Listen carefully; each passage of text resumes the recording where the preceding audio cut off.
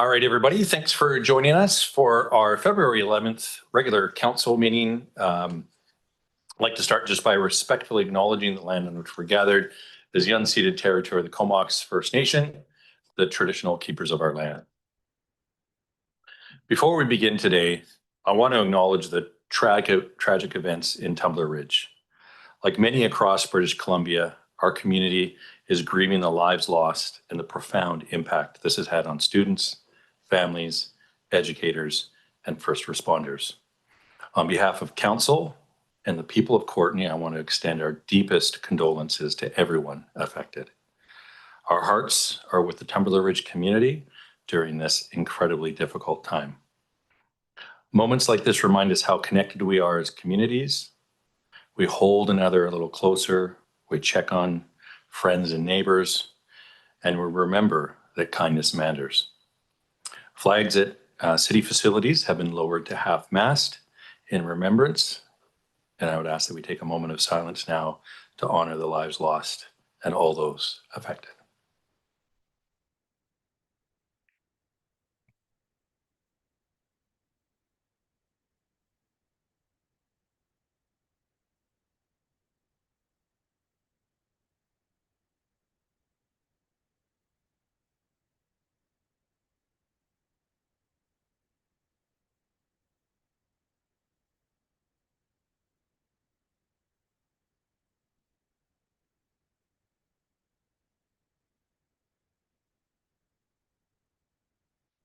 Thank you, everybody.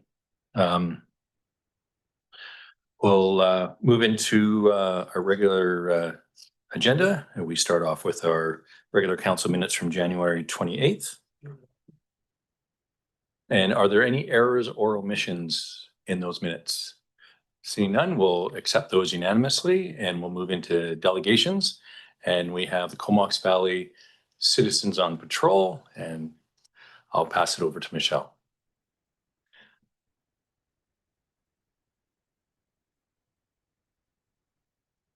Hi, everyone. I'm Michelle Jones. I am the Secretary and Treasurer of the Comox Valley Citizens on Patrol Society.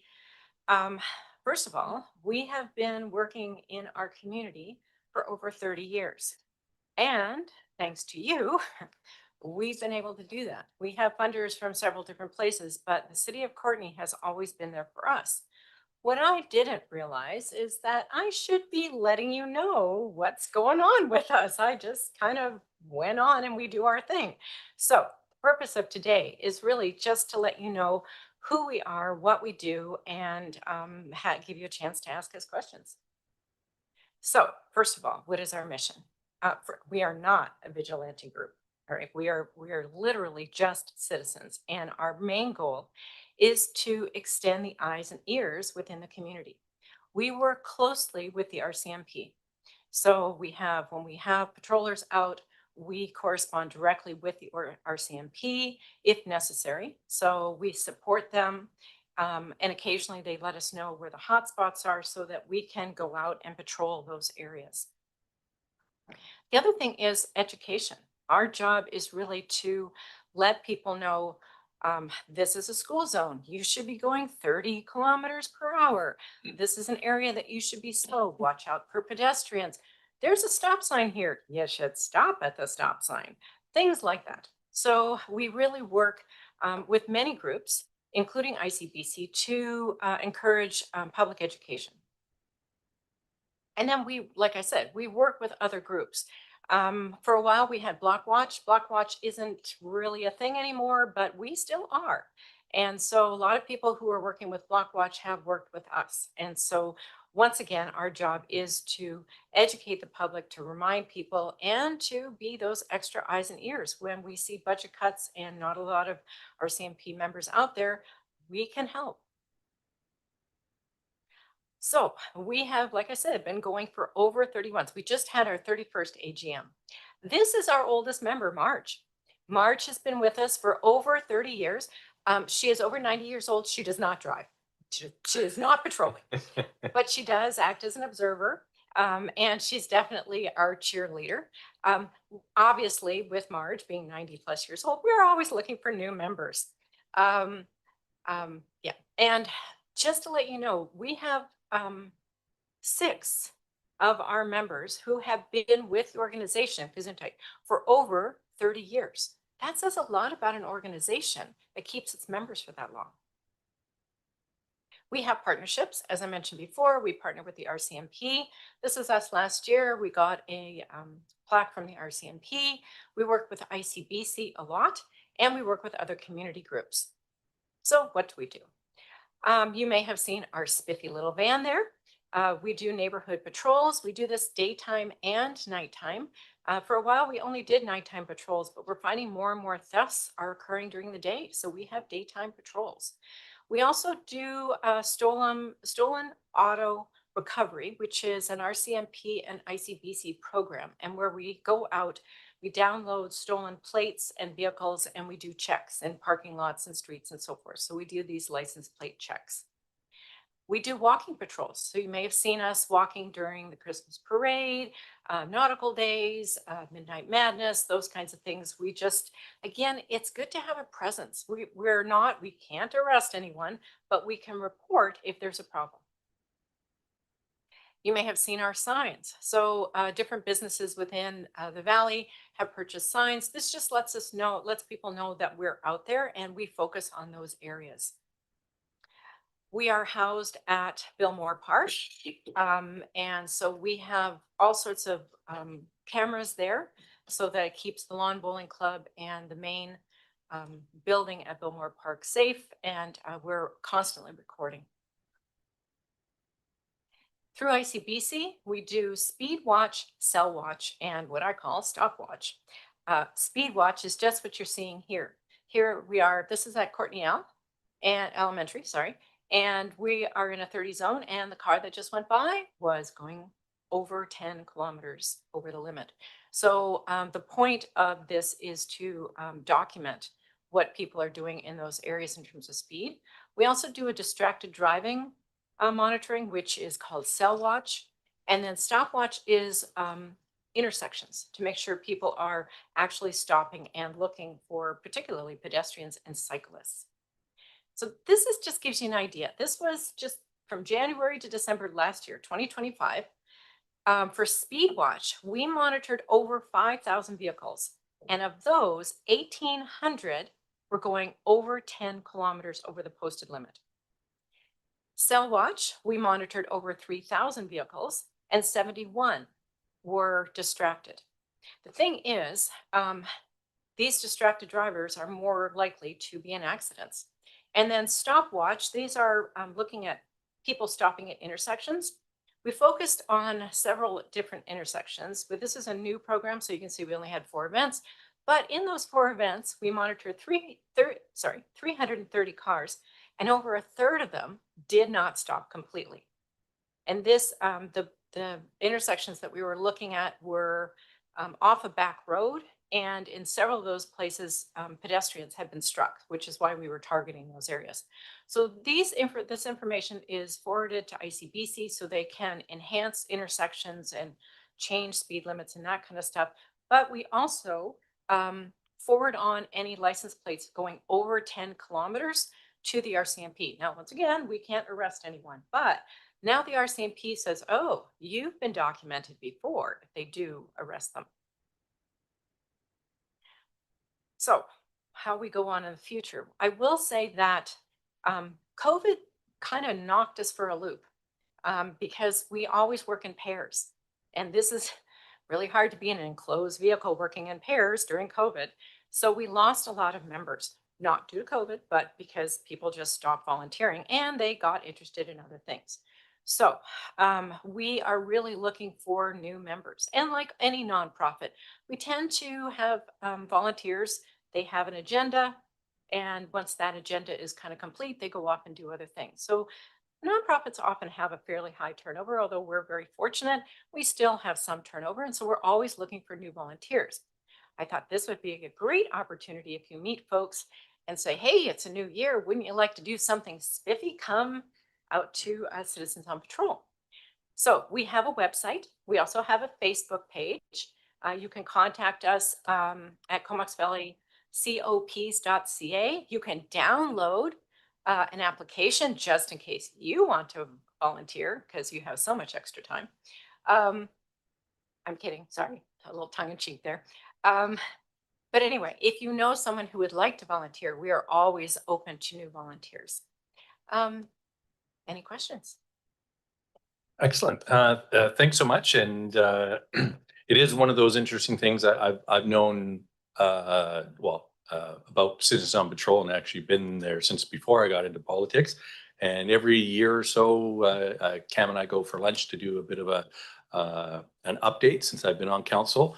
And yeah, and it was at the last lunch where we're like, this would be a great thing because there's the information that I have, but I think it's really useful, not just for the rest of council, but really for our whole community. Because when somebody says, we think we have an area of our town where people are speeding, maybe more than other areas, it's like, well, here's a first call that you can make, which is for two reasons. One, the speed reader, but also potentially new volunteers for the organization. So thanks so much for coming to talk today, and I'll pass it over to Councillor Warren. Great, thank you, Mayor. Thanks so much for the presentation, and I really appreciated your peppy demeanor today because we've had a long week of meetings, so it's nice to start the day with that great energy. Yeah, I don't know if I recall having you folks do a presentation in the past, so this has been good.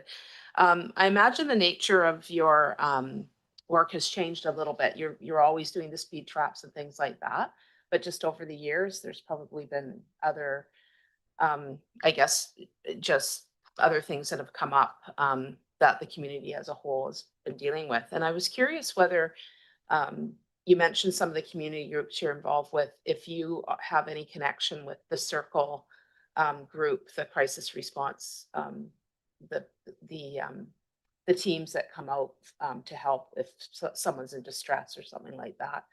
If you've had any connection with them, I just see it could be a really helpful connection and Kate, because if you're the eyes and ears, you're seeing things that are happening and maybe people who are, having a mental health crisis or something like that. We don't. We do respond to Amber Alerts. We work occasionally with search and rescue. And I don't, I'm drawing a blank here, but when you have somebody who's elderly, who's wandered off, Mhm. gray alerts, silver alerts, and I can't remember which alert that was, but anyway, we respond to those. And so we go out and look for missing people. So in that sense, we do get active, but we're very careful about, we always stay in the vehicles. We don't get out of the vehicles. Mhm.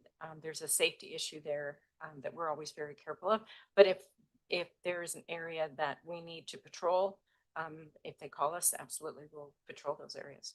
Yeah, I mean, it may be good to get the information about their teams because then if folks are out and see something and you are uncomfortable getting out of the car or whatever, then you've got someone as well as the RCMP to contact. So thanks so much. Great. Thanks so much, Councillor Morton, for that. And again, thank you for all the work that you do and all the volunteers. I know it's completely volunteer driven, and really appreciate the work that you do. And anytime, I'm happy to come out again with Cam or any of the team to record what you guys do and get the message out even further. Because like you said, it's really about spreading the word and letting people know that you're out there doing the great work that you do. So thanks so much. Thank you. I did leave some business cards out where the agendas are, and there's also some information from ICBC about distracted driving in case anybody wants to pick those up or spread them around. Thanks again. Excellent. Thanks so much. All right, moving along, we have a presentation from Experienced Comox Valley. Tanya, I think you're, well, it says Tanya, but I see three people standing up. So I'll give Tanya the microphone and pass it over to you for the update. Hello, thank you for having us here. I am Tanya, the Tourism Development Specialist for Experience Comox Valley, and I'm here with Callum, President of Forever Strategies with the 4VI Group. And we're here today to talk about the little update on the regional MRDT process and 5-year strategic business plan. I also want to acknowledge that we're grateful to be here today on the traditional and unceded territory of Comox First Nation. And I'm going to pass it over to Callum. Perfect. Thank you so much. And yeah, thanks for the opportunity to be able to present today. We're back again. It almost feels like deja vu. We're not tired of you. Hope you're not tired of us. The goal of today is to really provide you a bit of an overview of the ongoing municipal and regional district tax renewal process and give you an understanding of next steps and what you can all expect as council. So the MRDT really builds on the 10-year tourism strategy, which is a roadmap for how we can support local tourism development, supporting economic growth, environmental and social well-being across the regional district. As you're all aware, this strategy was adopted by the board of the regional district in early December. And I think that it provides a inspiring and aspirational vision for how tourism can contribute to the wealth and well-being of our communities in the Comox Valley. And it feeds in really directly to the 5-year strategic plan associated with MRDT. I think in the simplest way, we can think of Experience Comox Valley right now as being responsible primarily for marketing and visitor center operations. But our 10-year plan is much bigger than that. And it relates to business development, stewardship of our ecosystems and communities, and ultimately calls for an expanded role for Experience Comox Valley. And we need a way to be able to fund that additional work. And that's where the MRDT fits really nicely. MRDT comes in 5-year terms, and it's quite a natural fit with a 10-year strategy. So this will be our first 5-year window, looking at how we can fund the implementation of that strategy, as well as kind of continue with marketing and visitor services work. A little bit later, Tanya will showcase some of the high-level actions and strategies within the 5-year business plan. Very quickly, as a little bit of a refresher, MRDT has been around since the 1980s. It's the program that we have in British Columbia to support tourism marketing, development, and programs. But there's different versions across BC or across Canada and around the world. The tax rate is either 2 or 3%.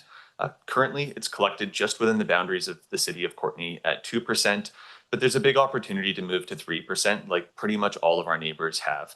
We know that it doesn't impact visitor decision making, but it does provide extra revenue for our programming. And the MRDT is collected from fixed roof properties as well as the short-term rental accommodations. As I mentioned, MRDT needs to be renewed every 5 years, and we are now at that renewal point, which works really nicely with the starting to implement that 10-year plan I spoke to earlier. The MRDT process in a nutshell, it's fairly complicated, but you have to have a strong governance model in place. We're fortunate that we do already with the advisory committee. The next component for an MRDT application is to have a high degree of partner and industry engagement. Yet again, we're fortunate we just came through this really intensive 10-year planning process with a huge amount of engagement. So we're able to kind of dovetail that process with the MRDT process and develop a 5-year strategic business plan as well as a 1-year tactical plan for the upcoming MRDT term. The next step for us is to get support from industry.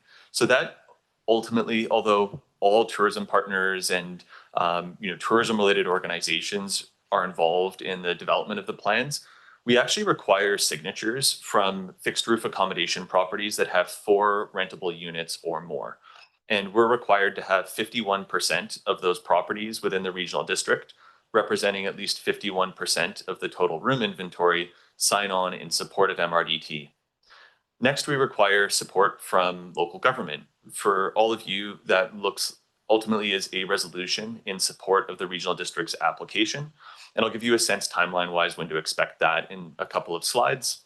We'll then require the regional district to pass a resolution requesting that the province levies either a 2 or 3% MRDT tax on their behalf, after which we'll submit the application to Destination British Columbia, the Provincial Crown Corporation for Tourism, as well as the Ministry of Finance. There's typically a review process that takes between 3 and 6 months, which ends with approval by cabinet. Our goal is for everything to be approved so that there is no lapse in the collection of MRDT, and that if there is, it's a very short period where MRDT is not being collected, and any gap in funds there would be made up by a 3% tax rate and a larger collection area that would include communities beyond just the city of Courtenay. Once it's all approved, the accommodation properties will receive notice from the Ministry of Finance, as well as support if they need help navigating how to collect and remit MRDT. For the short-term rental property owners, that's taken care of directly by Airbnb, VRBO, HomeAway, so they don't need to be worrying about remitting, revenues that they're getting from their property. So when you think about kind of the 5-year strategic business plan, it's really trying to position Experience Comox Valley as a destination management organization rather than just being responsible for visitor services and marketing. It's about expanding for MRDT to be regional so that it's collected across the regional district. And although that does exclude Hornby and Denman Island, we're also pushing to have an increase in the MRDT collection rate from 2 to 3%, which will really help to power the implementation of that 10-year plan. And as I mentioned, bring us in alignment with most of the other communities on Vancouver Island and BC. We're also looking to use this as an opportunity to further enhance the Comox Valley Tourism Advisory Committee to include broader representation from all communities that are participating, as well as a broader range of sectors. And lastly, the 5-year plan is built on the foundation of engagement through that 10-year planning process that I spoke to earlier. The benefits of working regionally are massive, and I am so grateful to the city for being open to regional collaboration since we first got involved with Experience Comox Valley about 5 years ago. It's not typical that a large community like Courtenay is willing to partner with smaller neighbors, especially if they're not collecting MRDT. I think that we all know the benefit of working regionally. We know that folks that are staying in hotels within Courtenay are looking to experience the kind of unique attributes of not just Courtenay, but your neighbors as well. And I think that we've been able to, over the course of the last 5 years, really demonstrate the value of working together. We know that by working together, we're able to access significant matching funds from Destination British Columbia, which we wouldn't be able to if we weren't working in a group of 3 or more communities. We know that we're able to reduce overhead relating to planning work, MRDT renewals, streamline reporting processes. And at the end of the day, I think we could all very quickly envision this working differently, where every community in the regional district has its own MRDT and its own tourism website, and they're all fighting for keyword bids on Google and Facebook, trying to get the same people to come and do similar things in a very similar area. It would be total madness. Working together is really the only option that makes any sense. And I think over the last 5 years, we've proven how effective we are when we work together as communities. This is a quick snapshot relating to revenue estimates based on a 3% collection rate rather than the current 2%. And it's split between MRDT, which is collected from the traditional fixed roof properties, and OAP, online accommodation platform revenue, that's collected from those short-term rental platforms. We're estimating for the 2027 calendar year there to be about $1 million in general MRDT collected. And then on the online accommodation platform side of things, about 332,000 for a total of, getting pretty close to 1.4 million. All right, over to you, Tanya. Thanks, Callum. So this is just a quick overview of some of the targets that we have in our 5-year strategic business plan draft that has been reviewed by the Tourism Advisory Committee and approved.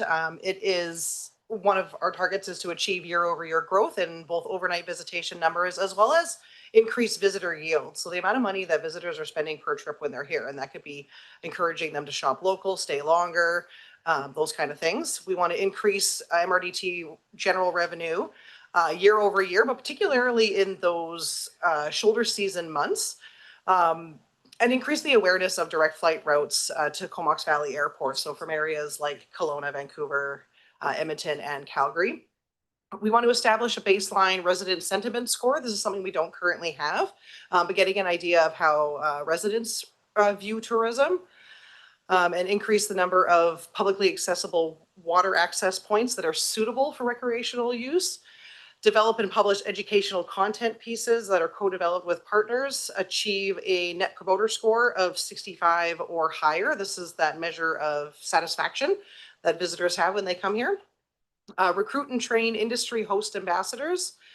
And increase engagement with Experience Comox Valley's marketing materials across all platforms. So we want to continue to increase our brand awareness, make sure that people are recognizing the Experience Comox Valley brand for what it is and for what values it brings, and that those values continue to align with the community values and what's currently happening within our region. The 5-year plan also does include 2027 tactical plan with very specific tactics such as accommodation needs assessment, like I said, that host ambassador program, benchmark assessments and research, advocacy and tourism career awareness for youth, as well as working with Indigenous tourism businesses and supporting them. So strategies within the 5-year plan include partnerships and governance, so strengthening our collaborative partners, as well as advancing reconciliation efforts with Indigenous partners and ensuring that the tourism economy reflects those community values and is guided by local priorities.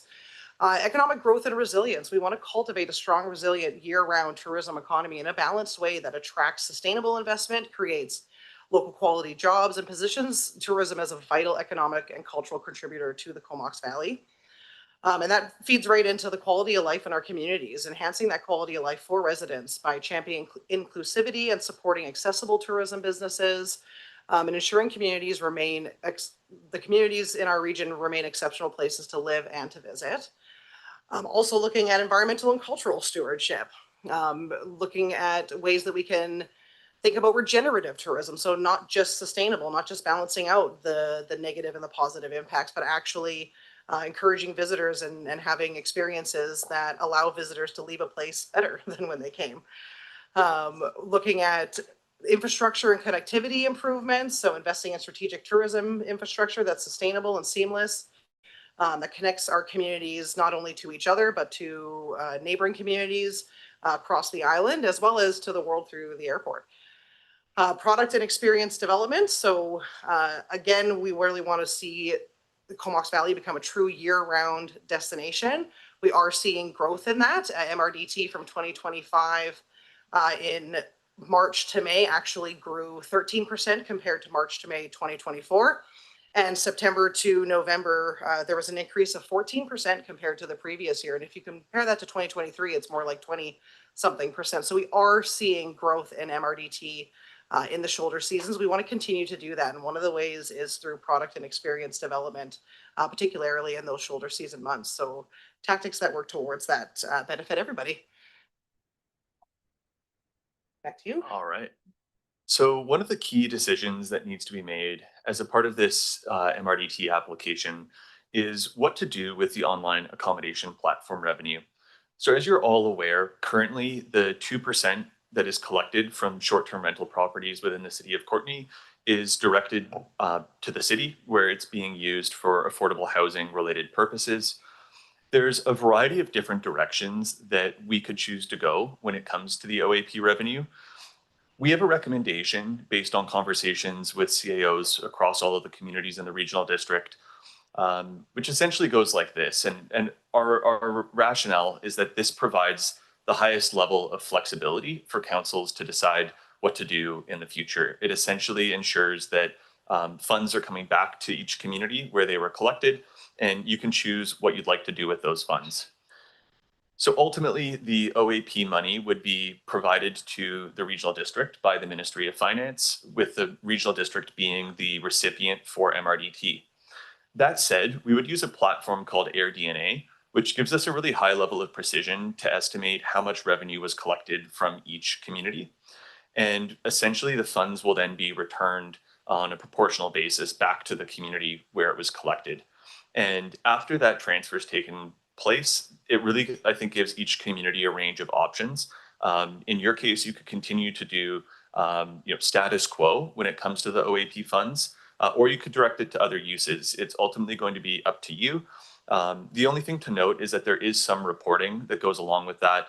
The staff team is aware of what that looks like, and we're here to support if there's questions when it comes to that. But this seems like the easiest path forward that gives enough information for Destination BC and the Ministry of Finance to approve our application, but provides the largest amount of wiggle room for each council to decide how OAP can best support their community.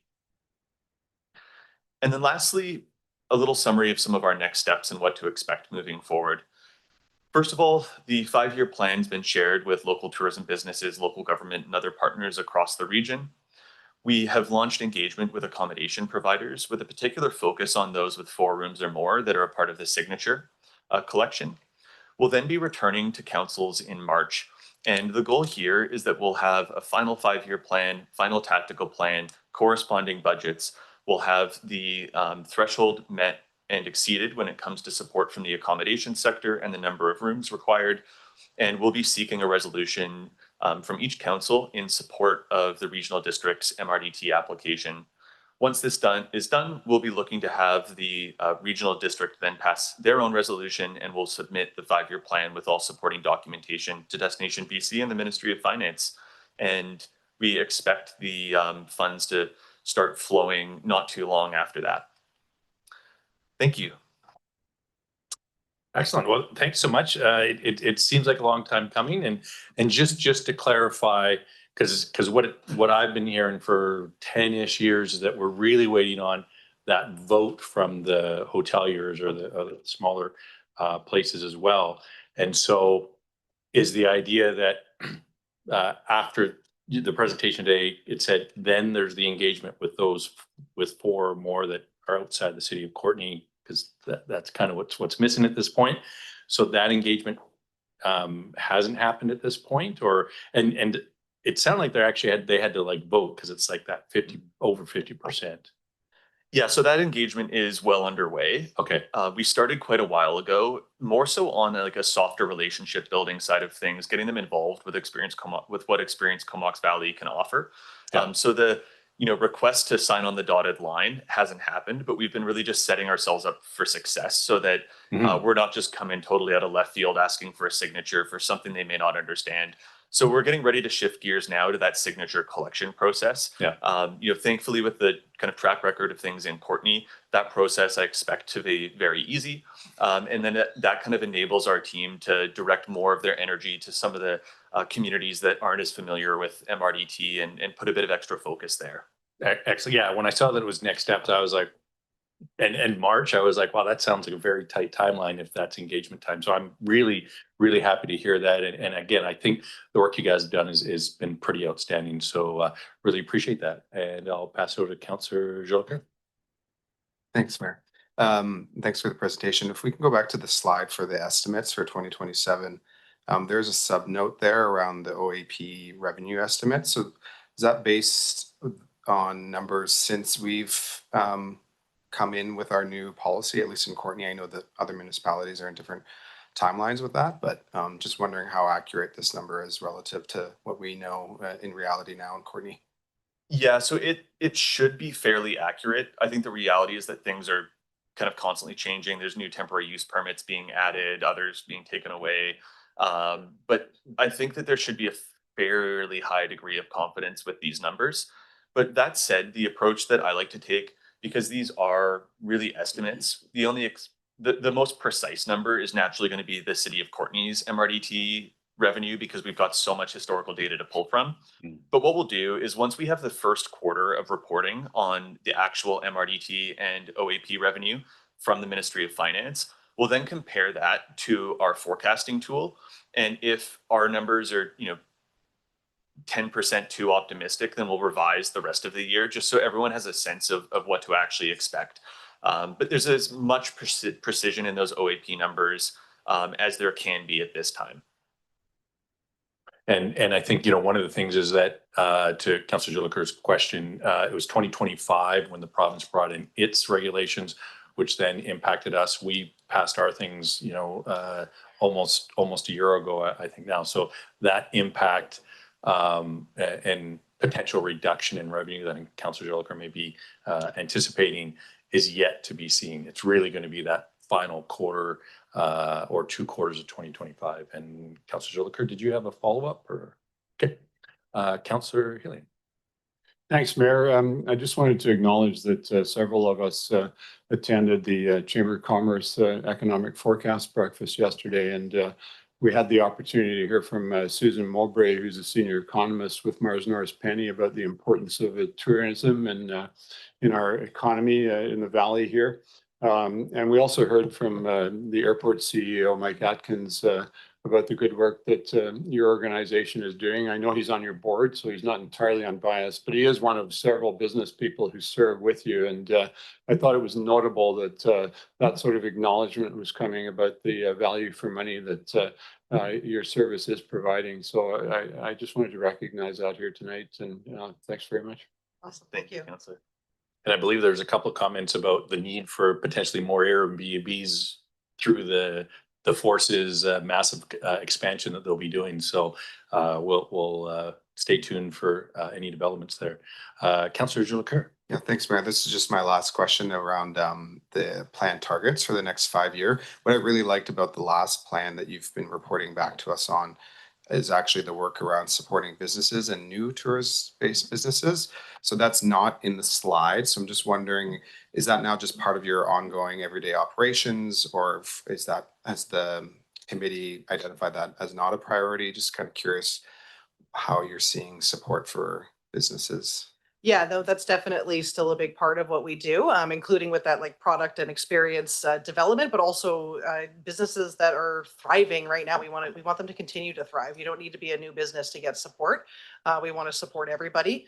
If I had all of the targets, it would have been like 5 or 6 slides. So I tried to just hand pick some real high level goals, but happy to share the draft as well, which would have more of that information in it. But yeah, definitely supporting businesses and startups and entrepreneurs, and like I said, those thriving long time businesses that are within our communities as well.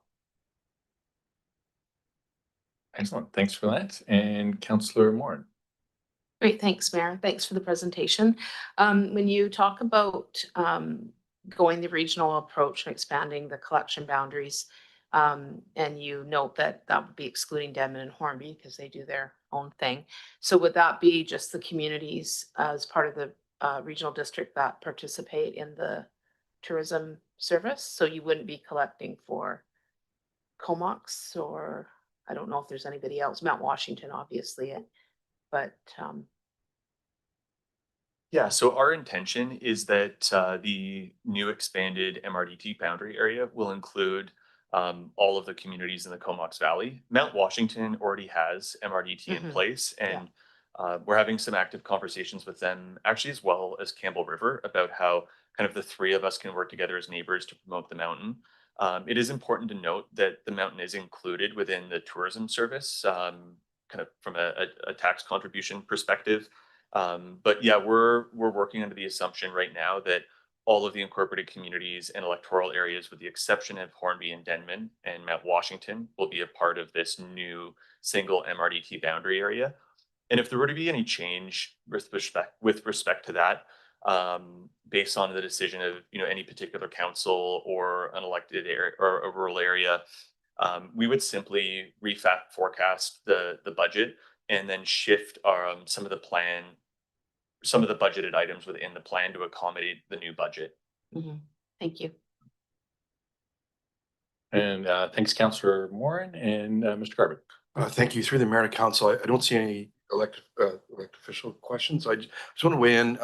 Just at a staff level, we're extremely happy with the work that 4VI has done on behalf of the city's participants in the MRDT as well. I want to acknowledge that we have a special relationship, and Lisa Kilpatrick, who's also in the audience, it administers this on our behalf. So I think it's very good. We are leveraging things together. Pending the outcome of this MRDT discussion, though, there will have to be some decisions made. There were members of our council attended the elected officials forum about the MRDT. So the businesses that make up the MRDT will speak. There'll be an outcome, and then we will have to report back to this council on what happens. I think it's proven to be very good, our MRDT, and it has worked very well for the city for many years. And so we're very hopeful that there will be partnerships.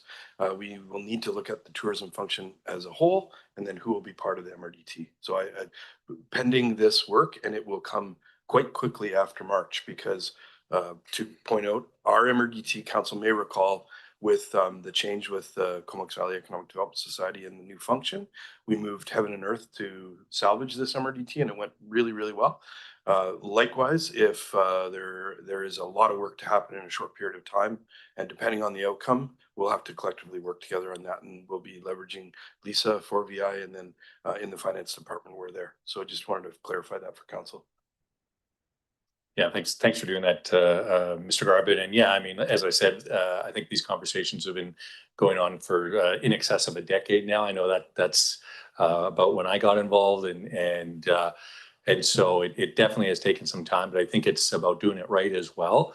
I mean, it would be unfortunate if we missed the window that's in front of us, given that 5-year turnaround that we always have to do. But really appreciate your work. And again, the feedback has been great. The hoteliers that I talked to in the Comox Valley, who are kind of the ones that, again, they might be a bit biased, but they've been quite happy with the work that's been done. So I think with that, there's no further questions. So again, thanks for your presentation today. Thank you so much. And there is a recommendation. Sorry, you can go. It is for council. Sorry. Okay, the recommendations have been moved that council approve the City of Courtenay's referral response. It's been seconded. Any questions or comments, Mr. Garbutt? Oh, no, sorry. I was going to say. Sorry.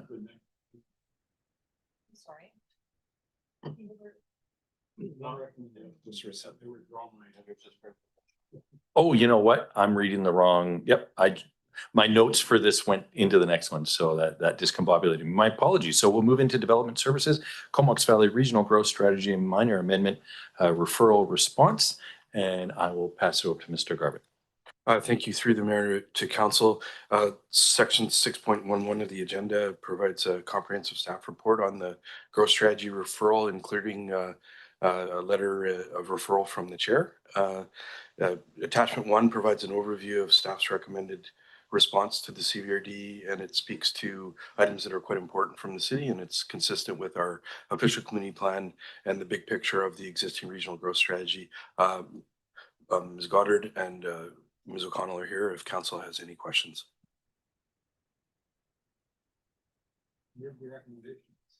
All right, there we go. Fantastic. So we'll move the recommendation that council approve the City of Courtenay's referral to the CVRD, and see no questions or comments. All those in favor? Any opposed? And motion carries. All right, next we have the parcel tax review panel for 2026, and I'll pass that over to Mr. Garbutt. Thank you. Through the mayor to council. As every year, we have a short report on the parcel tax review. We have a recommendation that the parcel tax review panel be held Wednesday, March 11th at 3 p.m. at the CVRD Civic Room, if required. Staff are here for questions if council has any. Any questions or comments? Seeing none, all those in favor? Any opposed? And motion carries. All right, external reports we have from the Comox Valley RCMP, a request for a letter of support for a new detachment build. And I think Inspector Mercer, if you wanted to approach the podium. And did you have some opening remarks before we? Okay. Yep, absolutely. If you push the button on the little machine there, and I'll turn on your microphone. Thanks for joining us tonight for this discussion. Well, thank you for the invite. I think I joked a little while ago that I've probably seen more people from this council than my family the past couple of weeks, but it's enjoyable nonetheless. I did want to thank you personally, Mayor, for the remarks at the beginning of this session here regarding Tumbler Ridge. This council, the RCMP also expresses their deepest sympathies to the families and victims and everyone that's been affected by yesterday's events. And this was a horrific tragedy that they hit home and they hit hard for everyone. As a police officer, as first responder, and as a father as well. So thank you for acknowledging that at the beginning, because I was going to do so if it wasn't. With respect to my last appearance here, when it came to my request for a letter for intention to build, I would be remiss if I didn't take a moment to acknowledge the efforts that this council and other communities, other elected officials had taken previously for me, prior to me arriving here. I was speaking mostly from my perspective, and I didn't have the awareness to know the previous conversations that had happened at a higher level. One that I would say that I was a mischaracterization on my end, and that they were more formal than not, and especially with regards to speaking with the commanding officer of the division and raising the awareness and the need for a new detachment build. So I am thankful for those efforts that were done previously. Think it's laid some of the groundwork as far as why I'm here today as well, and to carry on that vision and that request forward. I would also like to thank you for the planned efforts that you did to get us down to North Couch and Duncan detachment to take a tour of that facility, to give us a sense of the possibilities of what we can achieve together. If other communities can do it, I'm confident that we can do the same here. Fantastic. No, I appreciate it. And again, thanks for coming for that tour. And I really appreciate Rob for driving us down. It gave us an opportunity, like you said, to spend a lot of time together on the way down and the way back. But I think seeing the facility, and what's possible, especially given the fact that their member complement is about the same number, even though it might be slightly different makeup in terms of what the people do. But I appreciate your acknowledgement on some of the work that's already been laid. And again, I think all the local governments are ready to kind of get to that next step. So really appreciate that.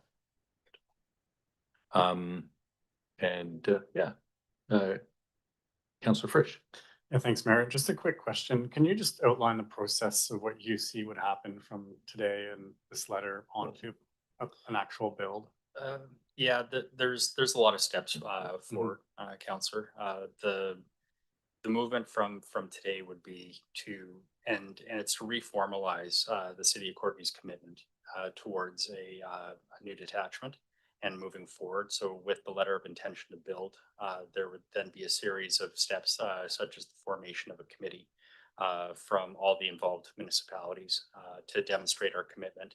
And that's when the support units that I described last time from division, operational strategy branch, and real property project management, they would then come in and then start coordinating whatever efforts that would need to be done, whether it's through the municipality going and getting their own consultant, and then the conversations as far as what sort of options could be presented to these municipalities for a potential build. So I don't want to get too far ahead as far as what those steps are going to be. It's going to take a while, and it's going to take a lot of varied conversations and discussions. But I think for my planned purpose today is just really to express to have that letter of intention paired with the other municipalities for their support to move the ball forward on this. Okay, thanks for clarifying that. And just to add, so I guess budget considerations would be quite a ways out. Yeah, thank you. Thanks, Councillor Frisch and Councillor Zuluker. Thanks, Mayor, and thanks for being here, Inspector.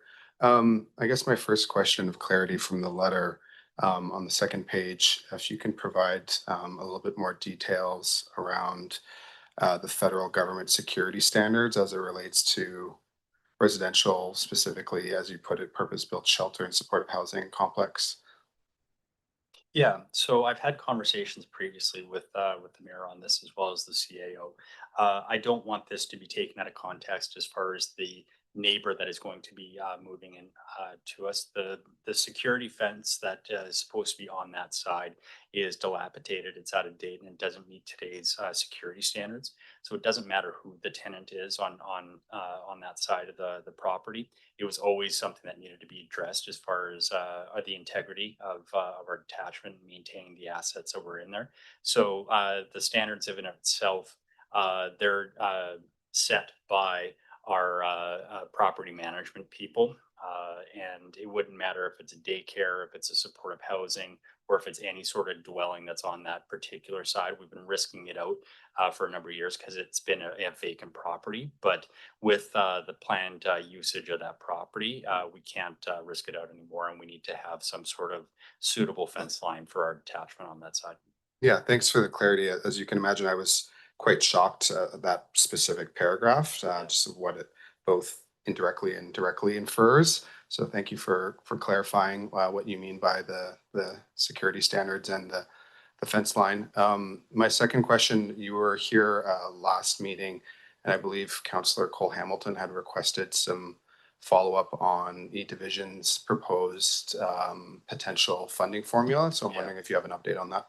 Yeah, again, a challenging question, and I did have the opportunity to speak with Councillor Cole Hamilton on the way down to Duncan, North Cowichan, and kind of get a better sense as far as what that could look like. It really comes down to a pro rata share, and it's calculated by the full-time equivalent positions at the detachment. And I alluded that to earlier before, as far as the service delivery review that's been commissioned will help shed a little bit more light as far as what our fair share is going to be with the respective communities, because I think we've had conversations before as far as where we think other communities should be contributing and such, and that's been a point of contention and one that we've had to try and move through. So it really comes down to the calculated FTE positions to include regular member, our municipal employees, as well as our PSEs or our public servants. But some of these positions don't include like janitors, cell guards, and casuals. And the city would have to get estimates on the detachment size based on the following. So the full-time equivalent positions that I mentioned, in which the munis are under no obligation to accommodate our OCC or any provincial or district units that are included within our building.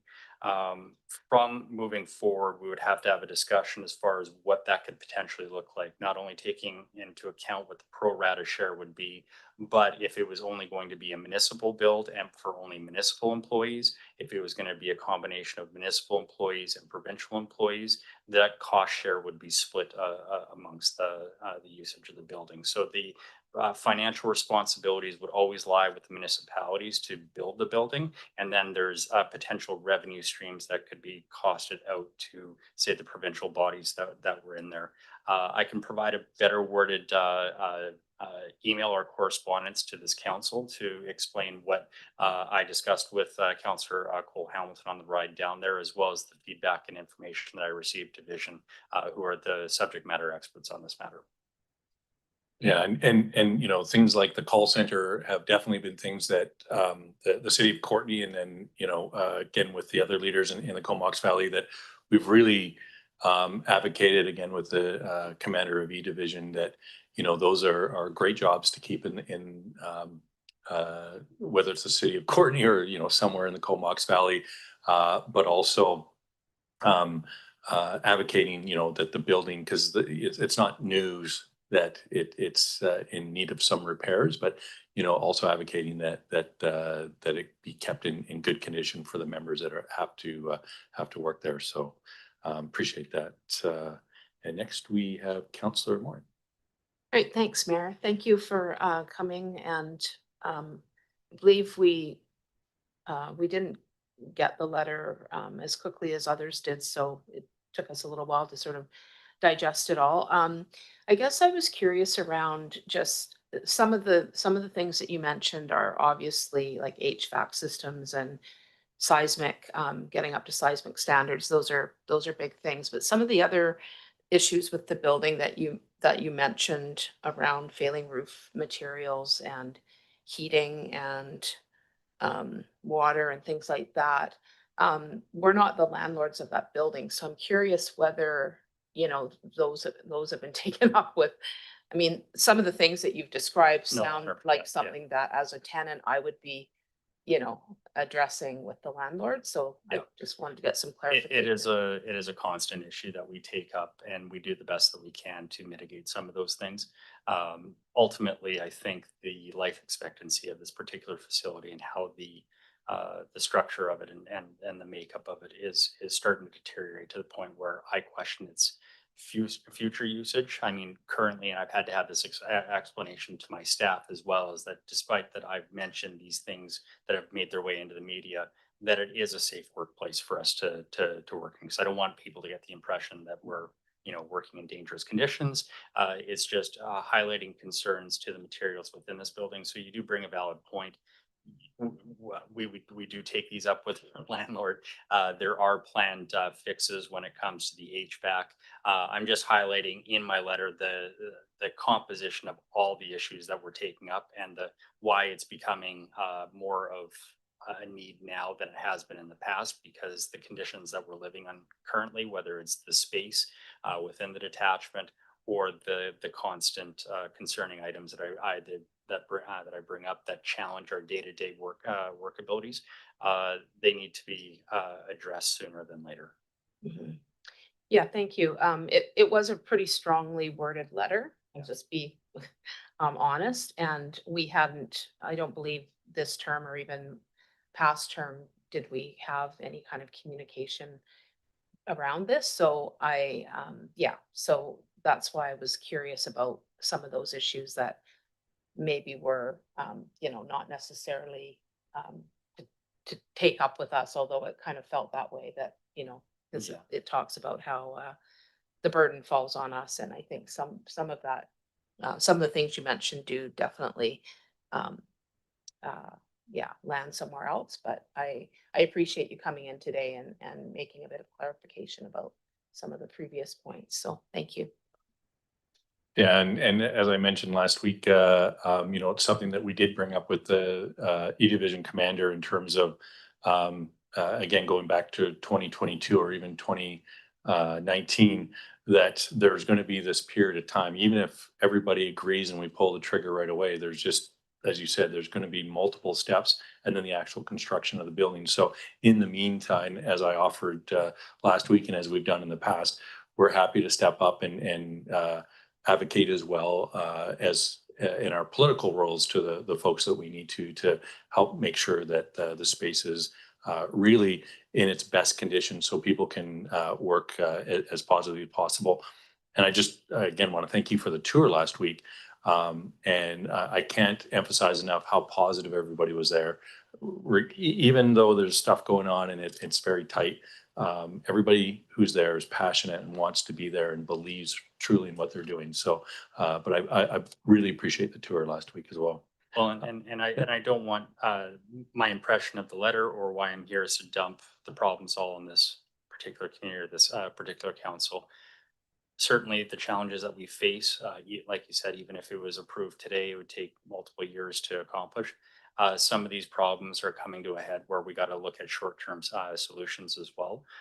Since I've taken command, I've tried to take those challenges on immediately to address some of, especially when it comes to our workspace, to employ strategies that would allow us and give us the freedom to work and expand if we need to grow. So I'm willing to be flexible in terms of like acknowledging employing different methods, but ultimately the goal being again a new detachment build. So I do appreciate, and I've said this to people that have asked me, as well as the media that have taken an interest in this. I do enjoy a really good working relationship with this council, and I wouldn't want to offend them in terms of if my words were, taken in a manner that was in a way that it felt like I was blaming or pointing blame on that. That wasn't my intention.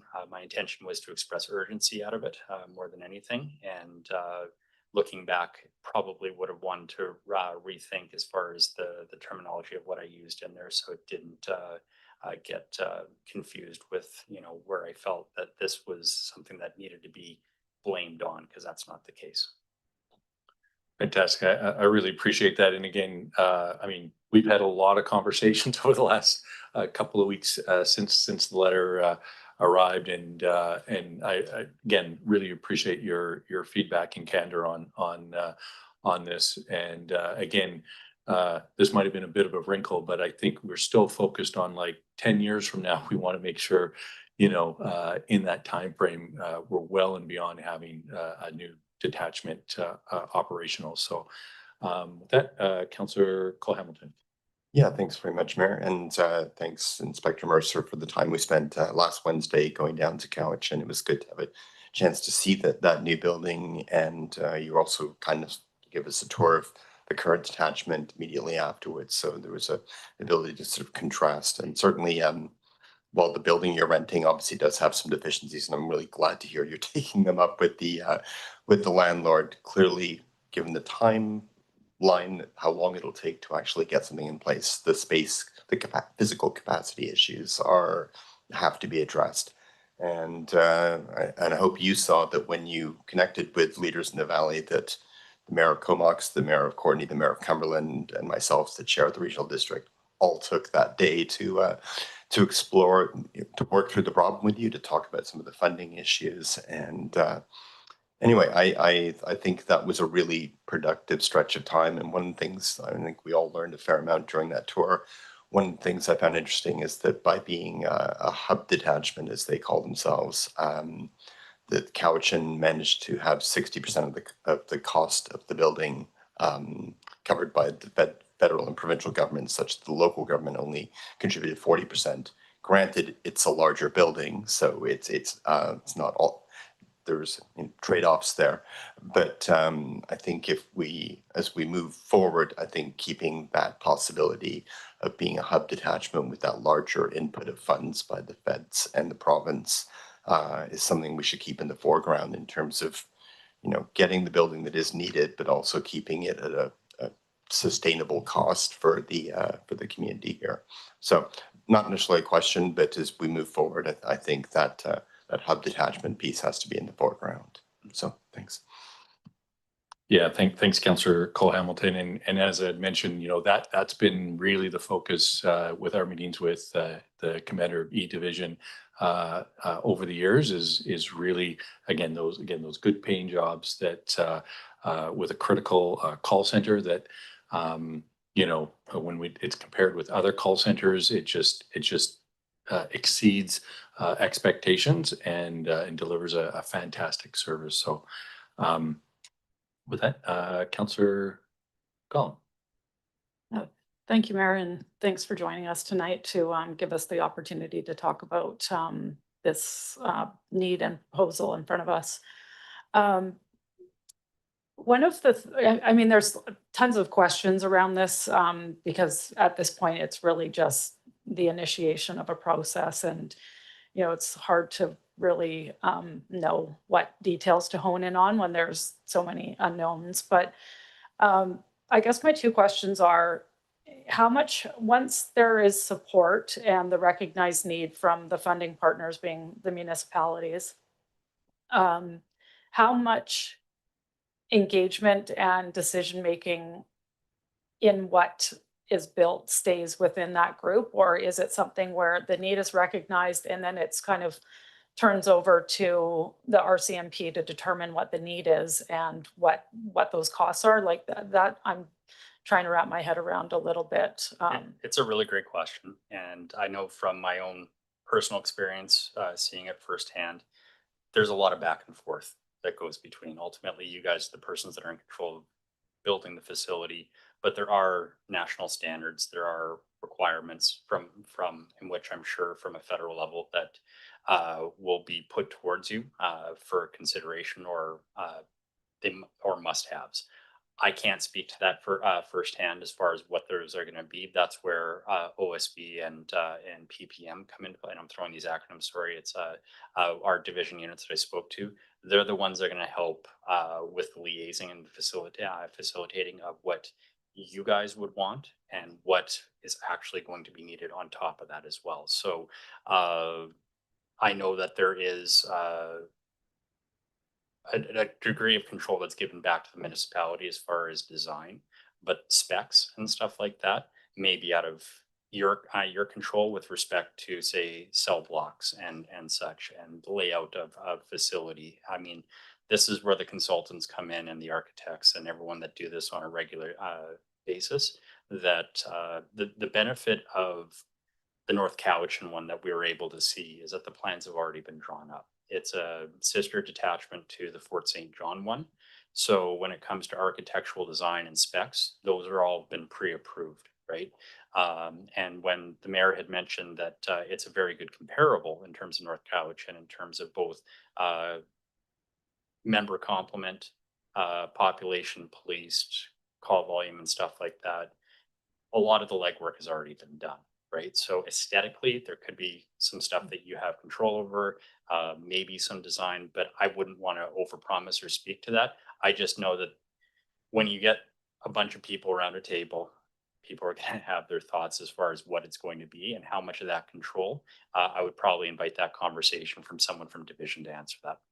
Okay, that's helpful just to understand process, I think. I guess the other thing that concerns me is just, that we're talking about a building that's 40 years old, that's, I think your words were well past its lifespan or something along those lines, which I mean, I don't disagree with. And from what I can recall, there's been discussion of moving that detachment for at least 15 years. So I'm thinking that this concern has existed when that building was only 25 years old, which, I mean, it's actually newer than our municipal building and much newer than where our public works employees are housed, and certainly newer than the Comox Municipal Hall as well. And what I'd like to understand is if in initiating a new build, I mean, of course, there's always this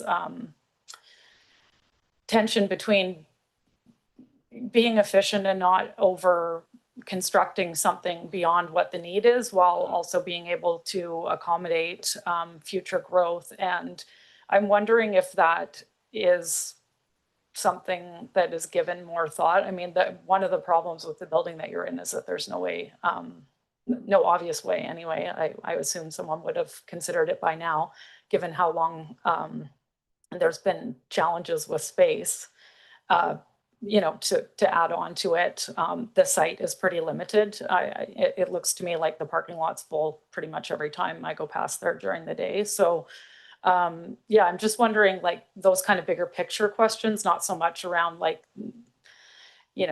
the design or the outward look of the building, but the kind of like bigger strategy pieces in order to like minimize costs. And I would hate for us to be looking for a new building for the RCMP before we've paid off the debt for it. So So I 100% agree with you. And I think it's more than just the collection of issues that I've raised that are concerning. It was also undersized and it met its life expectancy or its ability to hold the resources that we currently had at a certain point. So when you talk about a facility that was built for a specific purpose, I think it didn't take into account the population growth over time and the need for more police officers and such, and the plan and the change in policing that happened as well. So I think outside of the notable concerns that I mentioned with the structure itself, there was also the fixed space that was currently in. So when we're talking about 20 years ago, I can't speak to the reasons as to why they needed to get a new detachment at that particular point. I think it's reasonable to expect that probably there was limited space, and we have archived materials that I can actually look to that. But to your latter point, when you're talking about how hopefully we're not going to get ourselves into a similar situation where we build something where by the time the first brick is laid, we've already met its moment as far as what it can potentially house. And that would be concerning for me as both someone that's investing in a property like that, to know what it is going to be able to do in terms of providing a service to this community. The North Cowichan one, again, to take from that example, they planned for space within growth within the detachment. So as far as the size of the building, you get in there and it's maximized to the point where you have the ability to build outwards for more space to be utilized in there, as well as the property that it's situated on. They own the land to the back as well to expand onward if 30, 40 years they needed to create an annex building or something to increase the size of it. So yes, the federal government now takes more into consideration when it comes to the growth of a building, because we've now started to get away from structured walls within offices and stuff and have more open spaces for cubicle and hotel style work spaces and such.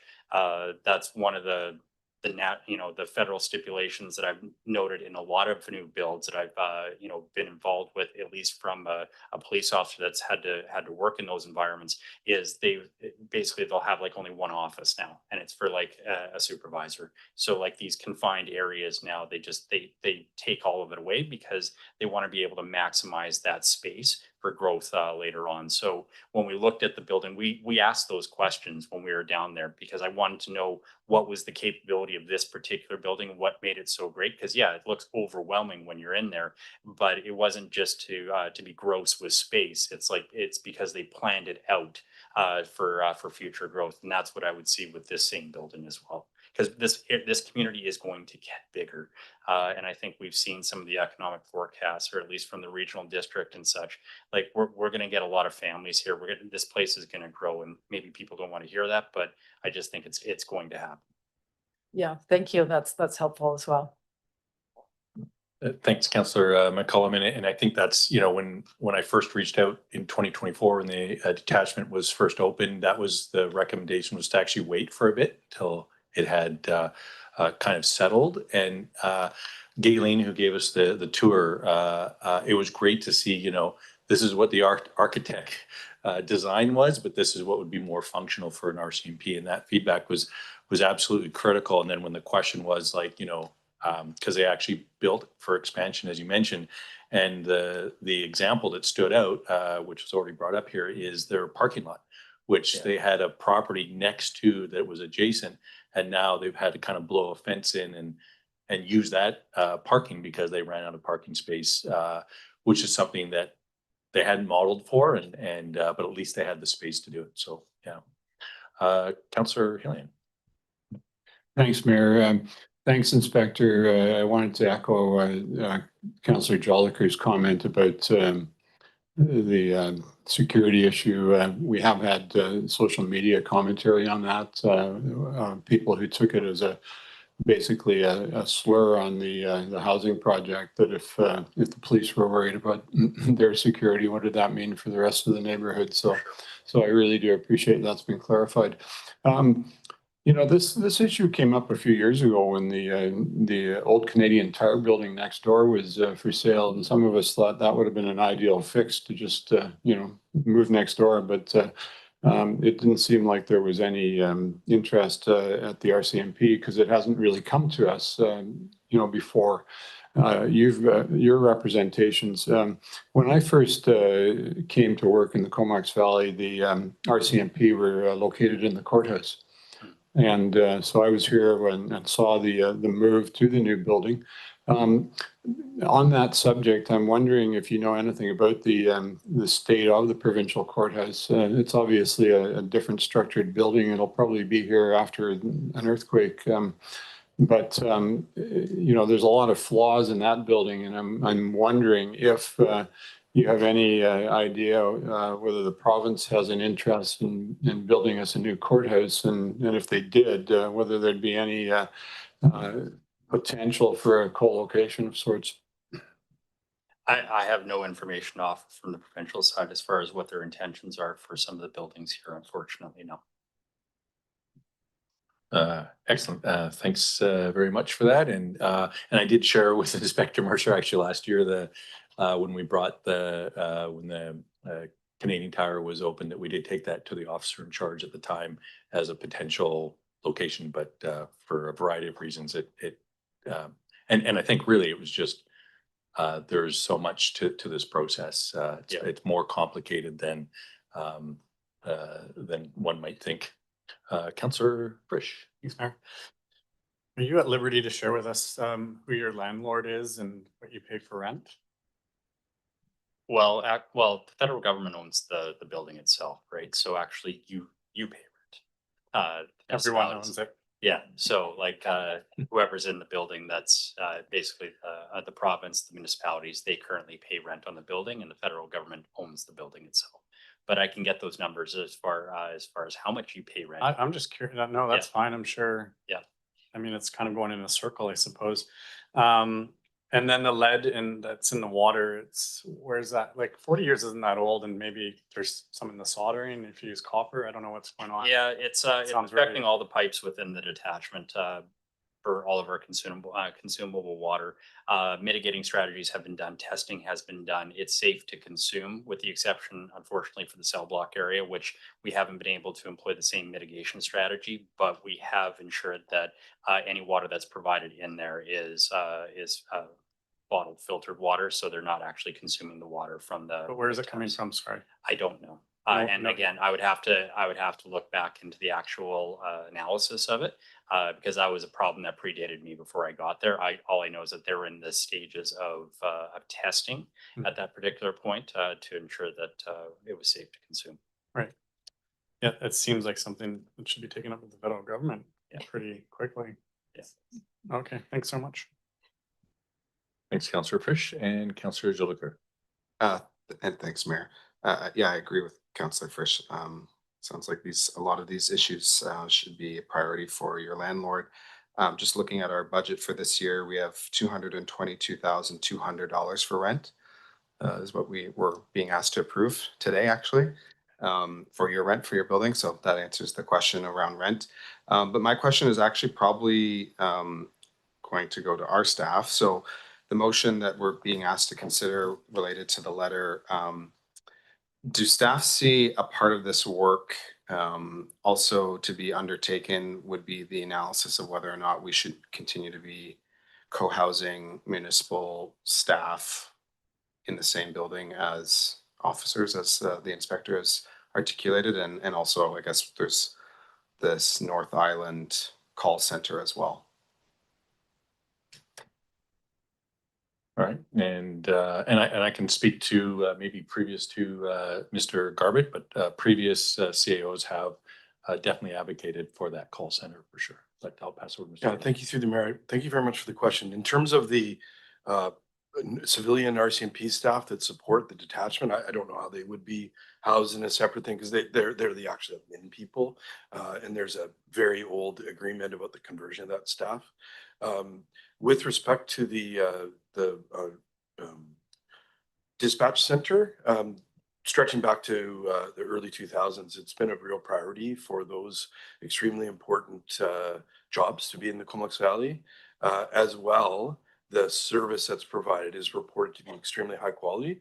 I won't comment on other emergency dispatch agreements that are across the province, but we're told that it's very effective. And so I wanted to say that we are not directly resourced to support this project. And as this is obviously advancing, we're going to need to talk about options analysis, how best to participate. There's a number of things. So we have inherited, we have a great relationship with the RCMP. We have employees that are converted that are part of our supervisory program.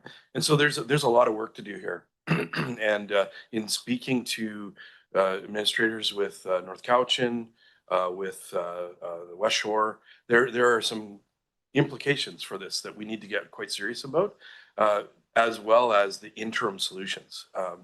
Both space, I agree that's the landlord's issue about the quality of the space, but we'll definitely need to discuss this and how best to tackle it and how to get some specialist support on that, because it's I think really important. Having a building that is this important that only had a 40-year lifespan, our facilities are significantly longer than that. So, whatever determination was made in the past, we will build on what we know and engage specialist advice to support this, because we also have other partners, including emerging local governments who will convert to being a payee into the system, administrative employees, and then again, how to support both the growth of the detachment and the growth of our own community. So the siting exercise will also be very important. Well, thank you, Mr. Garbett, for articulating that. And again, I just want to acknowledge, I really appreciate your comments tonight around, some of the wording that was in the letter of request. And I know speaking with the other mayors, definitely there's that feeling of disappointment that we felt that we were waiting for a needs assessment back in 2022. So hopefully some of that work has continued anyways, but I think there's still that strong support to move forward regardless. And again, just thank you for shedding some light on some of the commentary that was in that letter of request, and it's again much appreciated. All right, any questions or comments? Seeing none, all those in favor? Any opposed? Motion carries. All right. Thank you again, Inspector Mercer, and I'm sure we're going to be talking. Well, if it pleases council, I can also stay around if there's anything regarding the policing budget as well.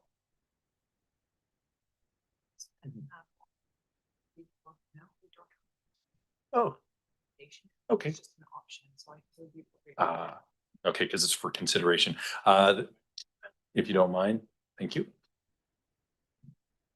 Are you not going to click? There we go. Thanks, Mayor. So the recommendation is that the city of Courtenay send a letter to the RCMP expressing support for continued discussions to better understand the scope, feasibility, costs, and cost sharing considerations related to a potential new RCMP detachment facility.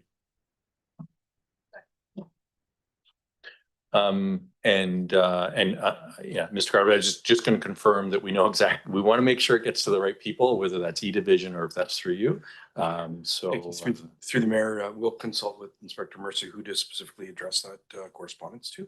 And then just with respect to the Inspector Mercer is going to be available to talk about the financial plan. We have a few items to get through on the agenda, and hopefully we'll do that expeditiously. All right. With that being said, motion was voted on. Yeah. We're good to go to the Comox Valley Reconciliation Advisory Table, community event funding. I'm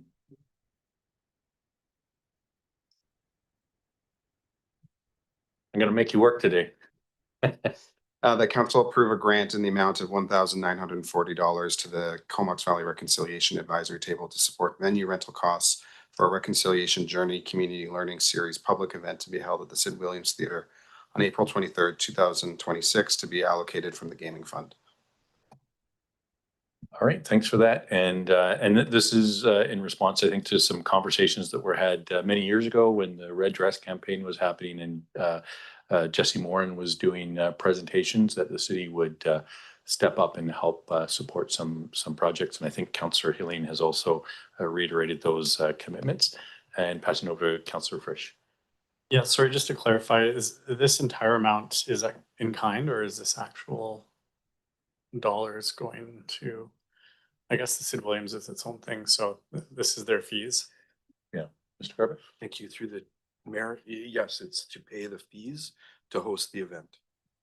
Okay, thanks. And I believe the funding was going to come from, like their staff have ideas of how it can be funded, so it's not going to really impact, gaming funds through council initiatives. Again, this falls, gaming fund under reconciliation and council initiatives. So, all right. All right, so motion's been made. All those in favor? Any opposed? Motion carries. And next on the agenda is Comox Valley Regional District Biological Carbon Sequestration Study.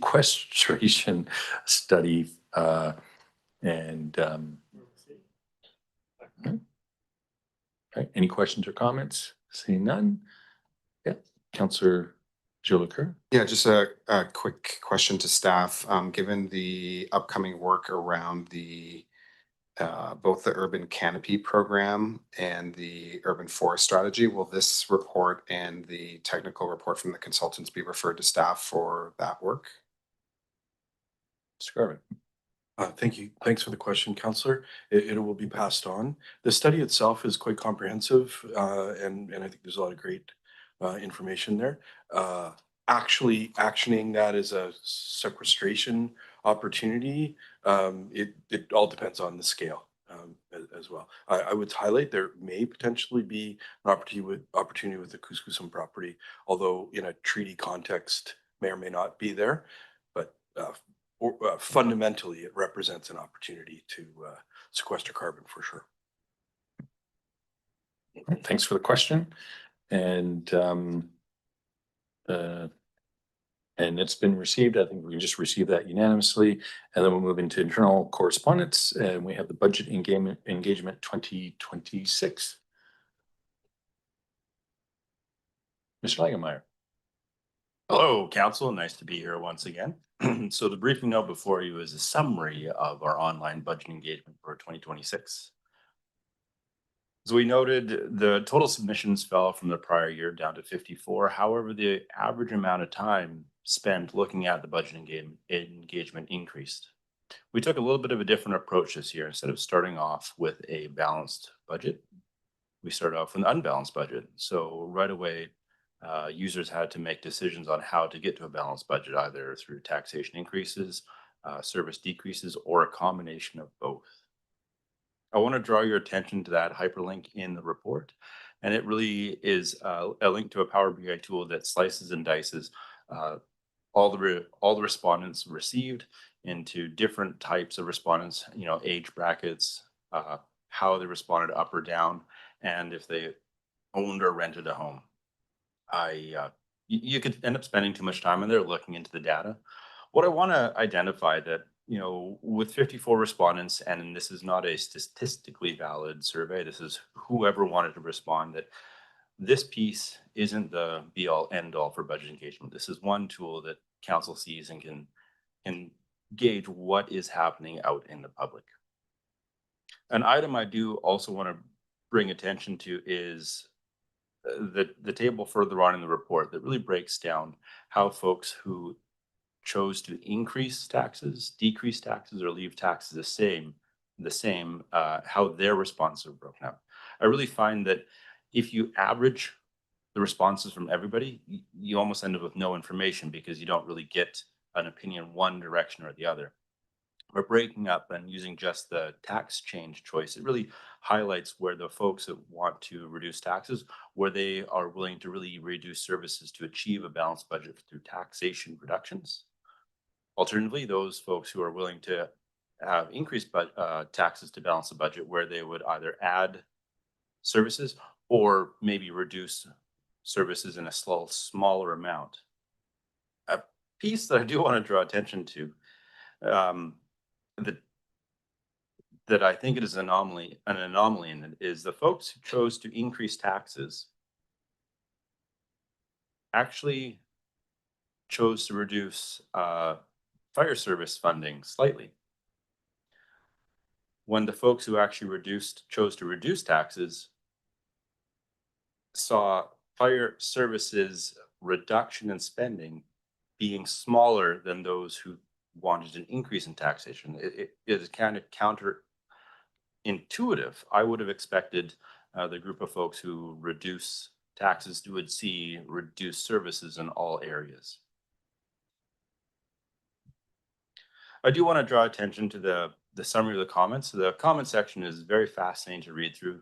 Some people are very fixated on one item. There weren't as many responses about pickleball this year as we've had in prior years. But it is, very interesting, just a little sample of what people liked about Courtney and where we could improve. A number of these items really correlate to the work done in Director O'Connell's area with this statistically valid survey. And with that, I'm open to questions. All right, thanks very much for the briefing, and I'll pass it over to Councillor Hillier. Thanks, Mayor, and thanks, Adam, for the report and the work involved. I did give you a notice that I was going to ask you about this. There's a comment that talks about willingness to pay for the services as indicated by the number of people who were supportive of an increase in taxes. But yet later on in the summary of comments, what can Courtney do better? At the top of the list is taxes and spending priorities. So it seems to me there's a bit of an inconsistency there, and that I'm just wondering if you wanted to expand your comments on that. And I also wonder if, given the small number of people who participated, and the fact that even though it's better than when we used to have public meetings and 3 or 4 people came out, whether if we're serious about getting citizens' views on the budget, whether we should actually do something more engaging, like a telephone survey, similar to what we've done with the engagement strategy, and if something like that might be yield us a more meaningful sample. Thanks.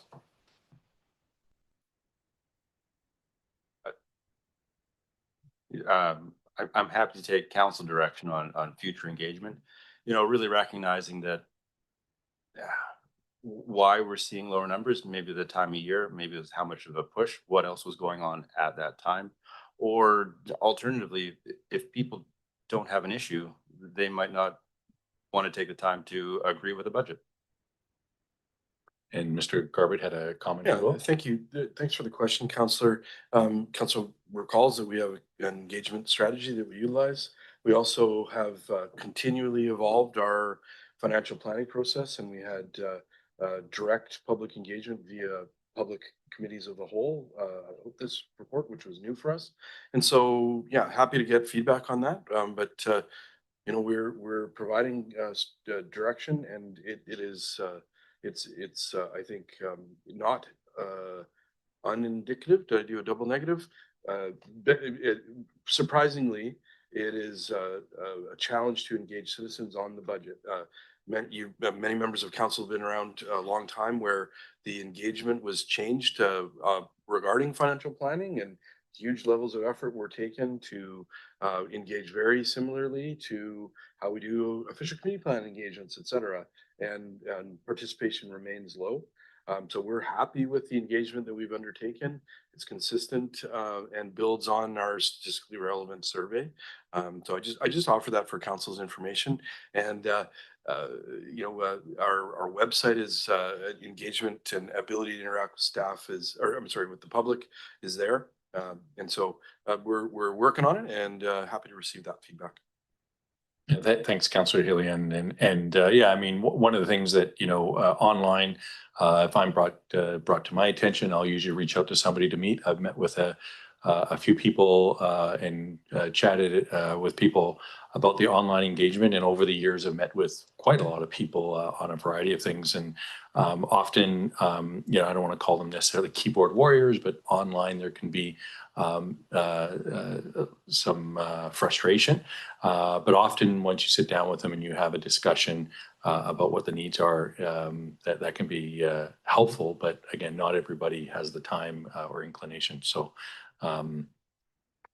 with that, I'll pass it over to Councillor Cole-Hamilton.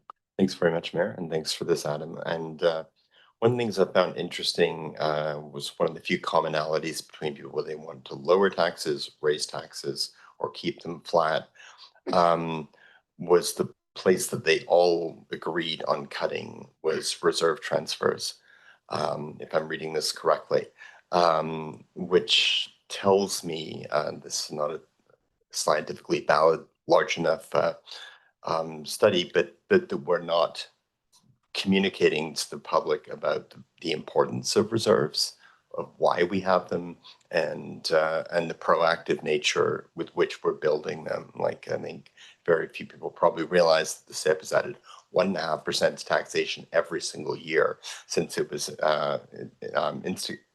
first instituted. And that's a significant challenge for the city to sort of work into our budget.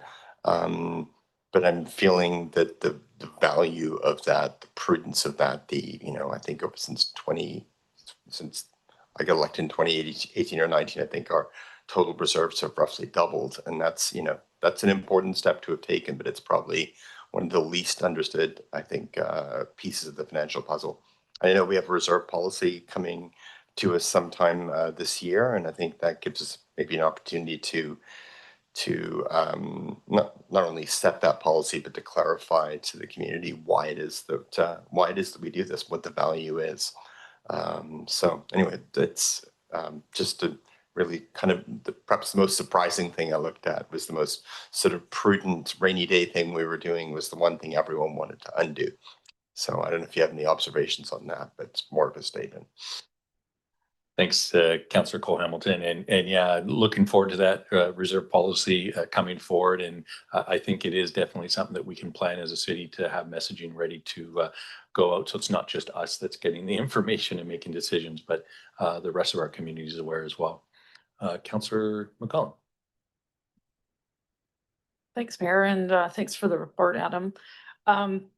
Yeah, I mean, it's always a challenge to receive survey information and figure out what pieces are important to take away and what other ones are maybe less important. I mean, the reserve one is interesting because, yeah, there are some things that you really can't weigh in on in an effective way unless you've had a lot of background. And that's just, you know, that's just one of the challenges we have in interpreting this. One of the questions I had, or something that jumped out at me right off the bat, was that there was 800-page views and 54 submissions, but I wasn't totally sure if a page view meant someone looked and then, you know, like a bounce or whatever, where they've looked at it and decide, no, this isn't for me. Is that like 800 unique people came to the engagement and then decided not to like complete the process because it maybe wasn't how they wanted to engage, or it was going to take too long? That is correct. That 804 is the total number. That includes folks that completed the survey and folks who visited and didn't finish. Okay, that is how I interpreted it, but I wasn't totally sure if that was, yeah, counting differently than how I interpreted that. So, I mean, to me, that is probably the most surprising thing in this survey, is that they saw an opportunity to engage on our financial plan and then, you know, clicked through and decided that that wasn't a useful exercise, or didn't understand it, or was too complicated, or it wasn't the type of feedback that they wanted to provide. So I mean, this is a product that we are paying for. So I would be curious to know if that is a typical bounce rate from the provider. I mean, they're giving us the statistics, so I assume that they could give us an average. So that's something that I think we could take something away from.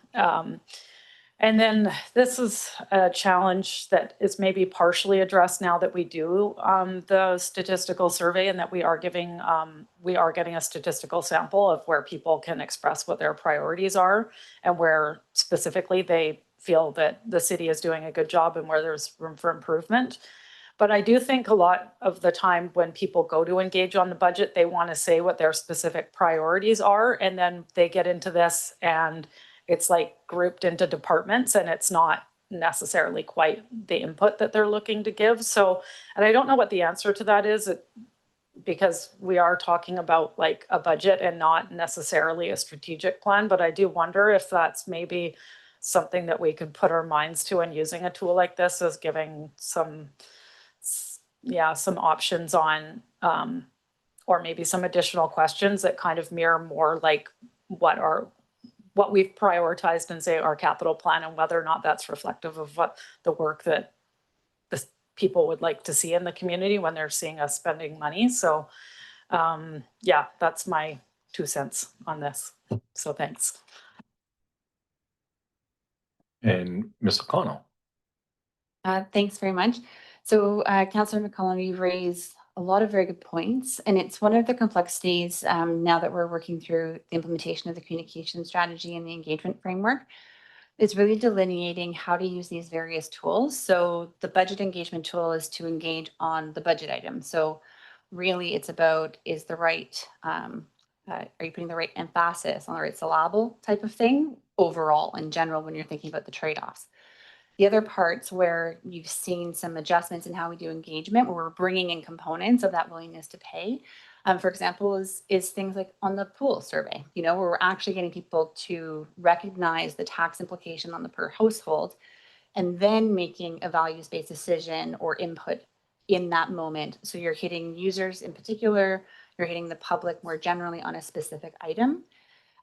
So you're going to end up seeing pieces of it in the right place. And then eventually the budget engagement component will really be all of those things together, saying, did we get it right? Did we put the money in the right locations based on all of these different pieces?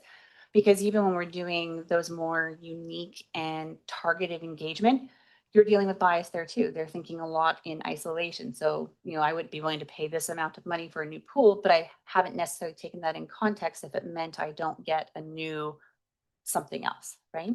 So it's like, how do all these pieces fit together? And how do we use the right tools to connect with the right people around the decisions that they want to inform? So the budget process is great as far as looking at the big picture, but that shouldn't be our point of engagement on whether or not people want a pool or not. That happens separately, which informs the bigger picture. So that's happening as we implement those two, the strategy and the framework. And we do have plans to look at the financial plan and the budget engagement, because that's definitely something within the resident satisfaction survey we've been hearing. People really want to know more about how the city is making decisions specifically around finances. So that's on our radar. We just needed to get through these two big pieces, and then we can look at making improvements there and responding to what our residents are asking for. Yep. Subsequent. Yeah, thanks for that great answer, and that makes a whole lot of sense. And then one thing I wanted to highlight, because you did remind me that, yeah, we did an engagement on this major piece of potential capital investment on recreation, and we not only heard back an overwhelming support for spending the money, but also that the preference was for the most expensive option. And then we also have this piece of engagement that says that the biggest preference is to reduce recreation spending. So it is very difficult to square the circle when we're trying to pull this all together. So yeah, go ahead. I can lend some further emphasis to that. In the resident satisfaction survey from 2025, the number 2 item that is considered to be a predictor of increasing perception around your overall satisfaction with city services is parks, green space, and multi-use trails. It's recreation. So the first one is land use and community planning, which is very much in tandem with RCCS, but that was number 2. So we're hearing in this survey, spend more in these areas, and spending more in these areas are going to move the dial the most on how much I enjoy my life here. And then conversely, and this is why we run these statistically valid surveys, is to remind us of the context. Then you have the budget engagement that says, take it down a notch. So it's kind of balances it out. Excellent. And one of the things that we've used as a tool for messaging as well is the tax notices that go out. So there may be opportunities there, obviously not necessarily for surveys, although that's been done in the past, but also for disseminating information. But back to you, Ms. O'Connell. On that note, when Councillor Hillian was talking about reserves and things like that, Council may recall we have done tax notifications where we talk about the amount of money that is saved through putting money and not doing debt financing on specific large capital programs. So that is information we have included within those tax inserts to let people know that, yes, we may have had a transfer from the province, and what has been done is it's been put towards these larger projects. And not only do we get the cash towards the capital, but we're also saving all of the interest on that as well. And this is what it means to them in the future. So that non-payment, that they don't have to pay on the interest. So it's all of those things. Excellent. Thanks for that clarification. And Councillor Frisch. Thanks, Mayor. Do we know how long it took the average person to fill out the survey?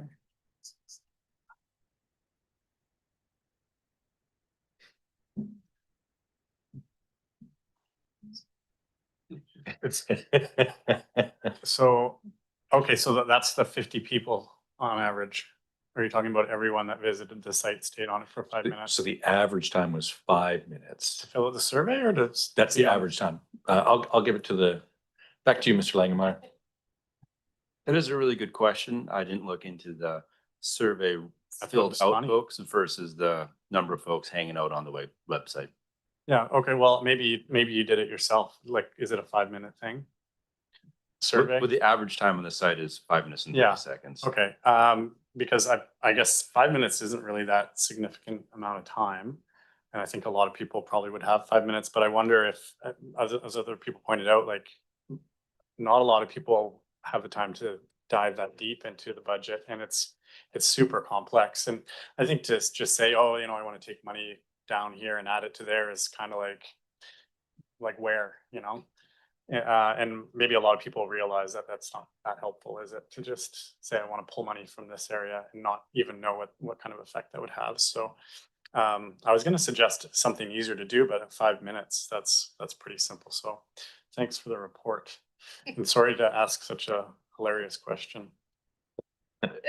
Well, and I think part of it is it can be like a piece of string. For some people, they might go look at it and just feel overwhelmed, but for other people, they might sit there and, you know, rather than watching Netflix, you know, this is a fun night out or something. So more time can be spent, but I definitely appreciate the question. Councillor Moore? It's fine.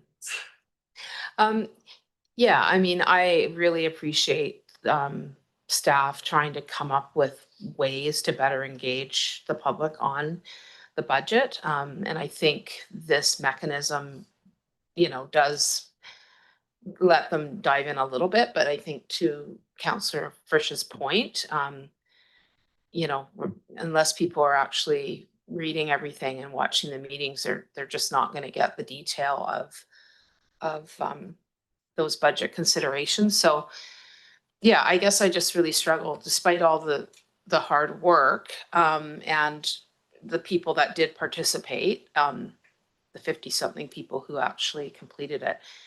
I mean, it's difficult to look at it and I guess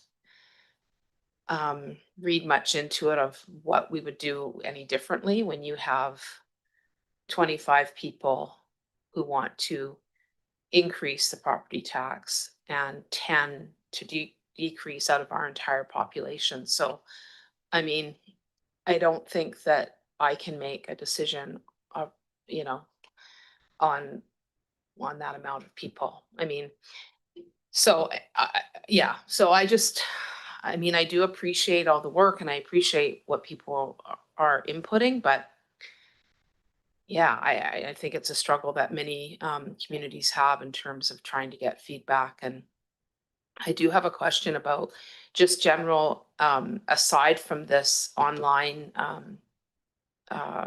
mechanism, for lack of a better word, when we do get emails around the budget, that's always included in our public engagement, I'm assuming. If we get an email separate from this or a phone call, like that's documented if it's feedback around the budget.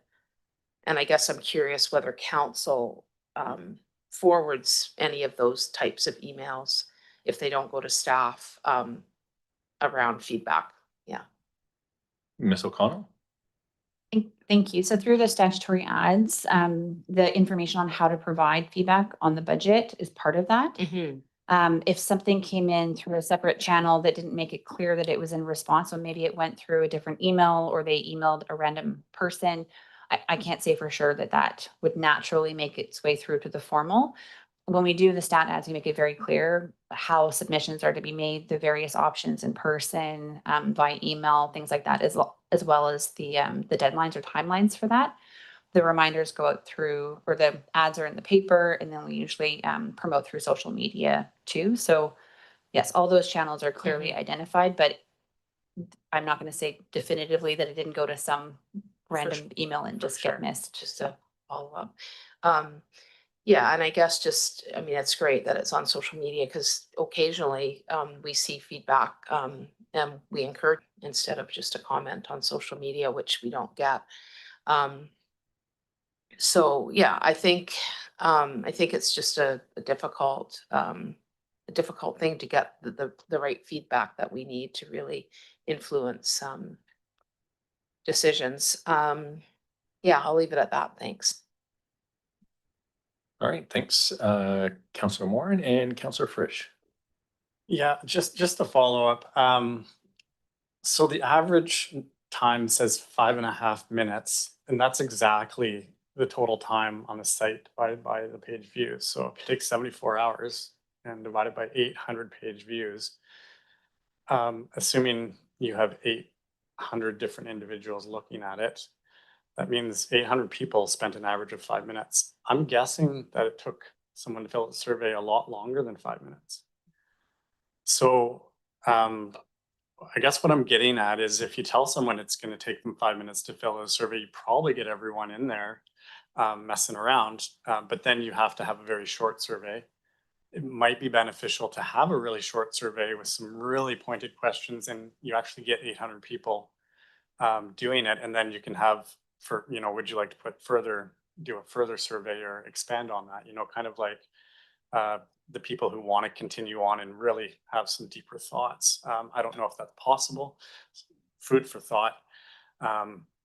Because I know for a fact, if you offer someone a survey that's only going to take 5 minutes, usually they say yes. If they get the feeling like it's going to be 10 or 15, it's a really quick no. So just wanted to make that point. Thanks.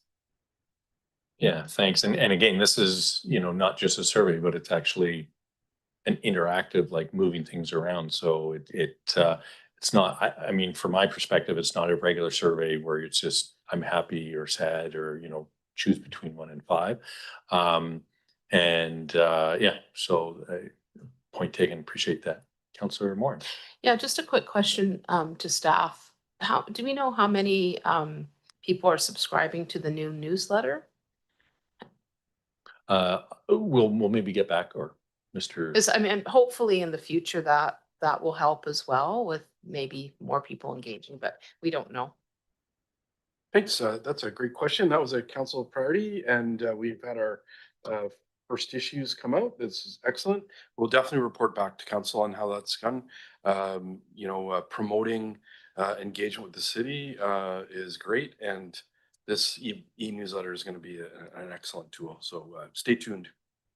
Excellent. Yeah. And I think the transparency, I'm really proud of this council and previous councils, working diligently to try to make things as transparent as possible, but also realize the challenges that some people would have. I mean, today our relatively light agenda is 350 pages. A regular agenda can be pushing 1,000. And that's a lot. Our next item, which I believe is our financial plan, is just about 200 pages, just that one topic. And so it does take a level for people to dive in and dig in and to the meat of these things a bit. But I think what the tool does, the budget simulator, is it tries to put things in such a way that it's actually a little bit easier so people can actually see how things affect the taxation. And Ms. Proton. Just an update on the number of subscribers for the newsletter. As of Friday, we had 330 subscribers. Fantastic. Well, thank you, staff, for the quick answer. And that's great to hear. And again, I think that's something that we can celebrate and really encourage more people to get on board for. Councillor Hillian, you had a motion?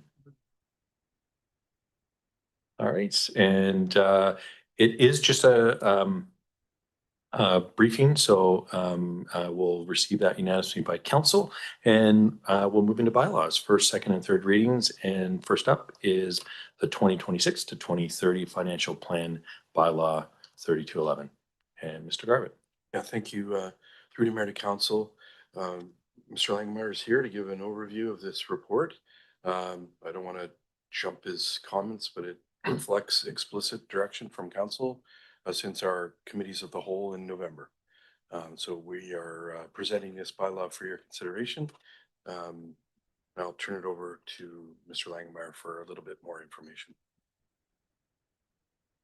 Nice to be here once again. Mr. Garbutt did take half of my presentation, referencing the November 26th and 27th Committee of the Whole, where we saw the really detailed presentation from each department. From there, we moved into the January 14th, where council gave or had requested specific reserve balances and tax rate scenarios.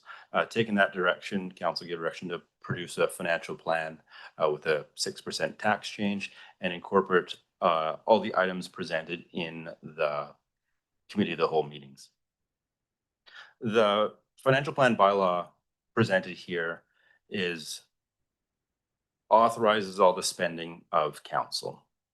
We will see an amended financial plan bylaw come back prior to the May 15th deadline, and it will capture the carry forward items in the capital plan. You know, at this time, we don't have definitive exactly where each spend is. However, the items that are being carried forward already have funding approved and established from the prior year's financial plan. So it's really just a mathematical exercise of ensuring that any unspent funds from a capital project get appropriately put into the financial plan into the future. I want to highlight on page 3 of 5 of the report is the analysis of an impact on average dwelling. You'll recognize that although council identified a 6% tax change, that's 6% based on our entire tax levy. It's not 6% based on average home. So looking through that, I break down the taxes, the city charge, the total impact of utilities, and then an estimation of what we're seeing from the other taxing authorities.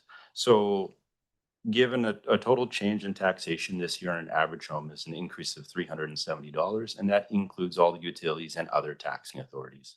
Depending on how one's home's assessment changed year to year based on the average, they will be a different outcome. But this is a snapshot of what we'll likely see.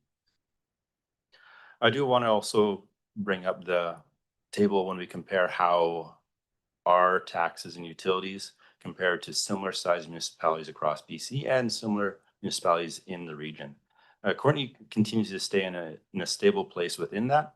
The data provided is taken from BC Statistics and it's from the 2025 year. That is not updated until all municipalities pass their 26 financial plan bylaws and tax rate bylaws.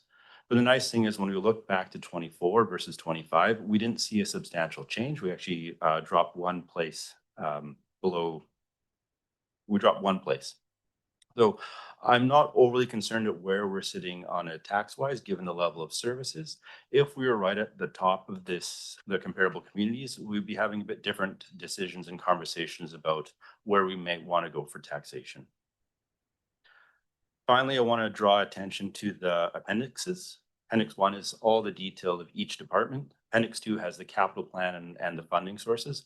That one really identifies, where our big spend is. The capital plan is a major part of this financial plan. And then we have the special projects. These are items that are not regular ongoing items or a one-time special event that is occurring, but it does not result in a capital asset.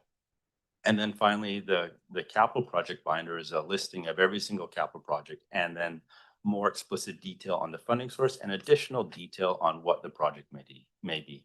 For the most part, you can read the name of a capital project and understand what's happening. But for the sum, you can go and seek a little bit more detail.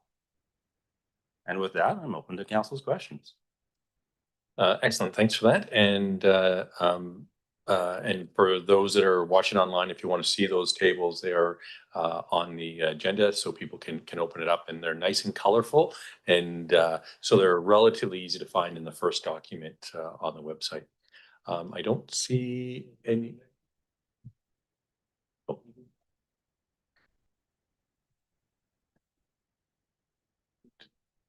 What's that?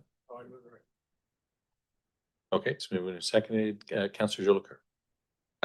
Yeah, I won't be supporting the motion right now, that's for sure. But I do have some questions for clarity.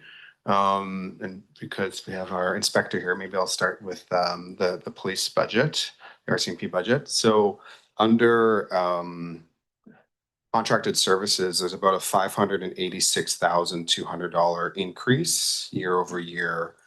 Some of that was planned that we knew, and then some of that is new on this budget. So I'm just wondering, Inspector, if you can provide details around that. And I guess my question, it is the largest increase we see on a labor costs year over year across all of our departments. So yeah, just wondering if you could provide some further detail. Yes, thank you, Councillor. So this information was brought to my attention earlier this past week, and as far as the increase that I can determine from our end, it speaks mostly to the direct costs that are associated to policing, or the anticipated direct costs, in which it's related to salary. I'm just trying to find my page here. Bear with me.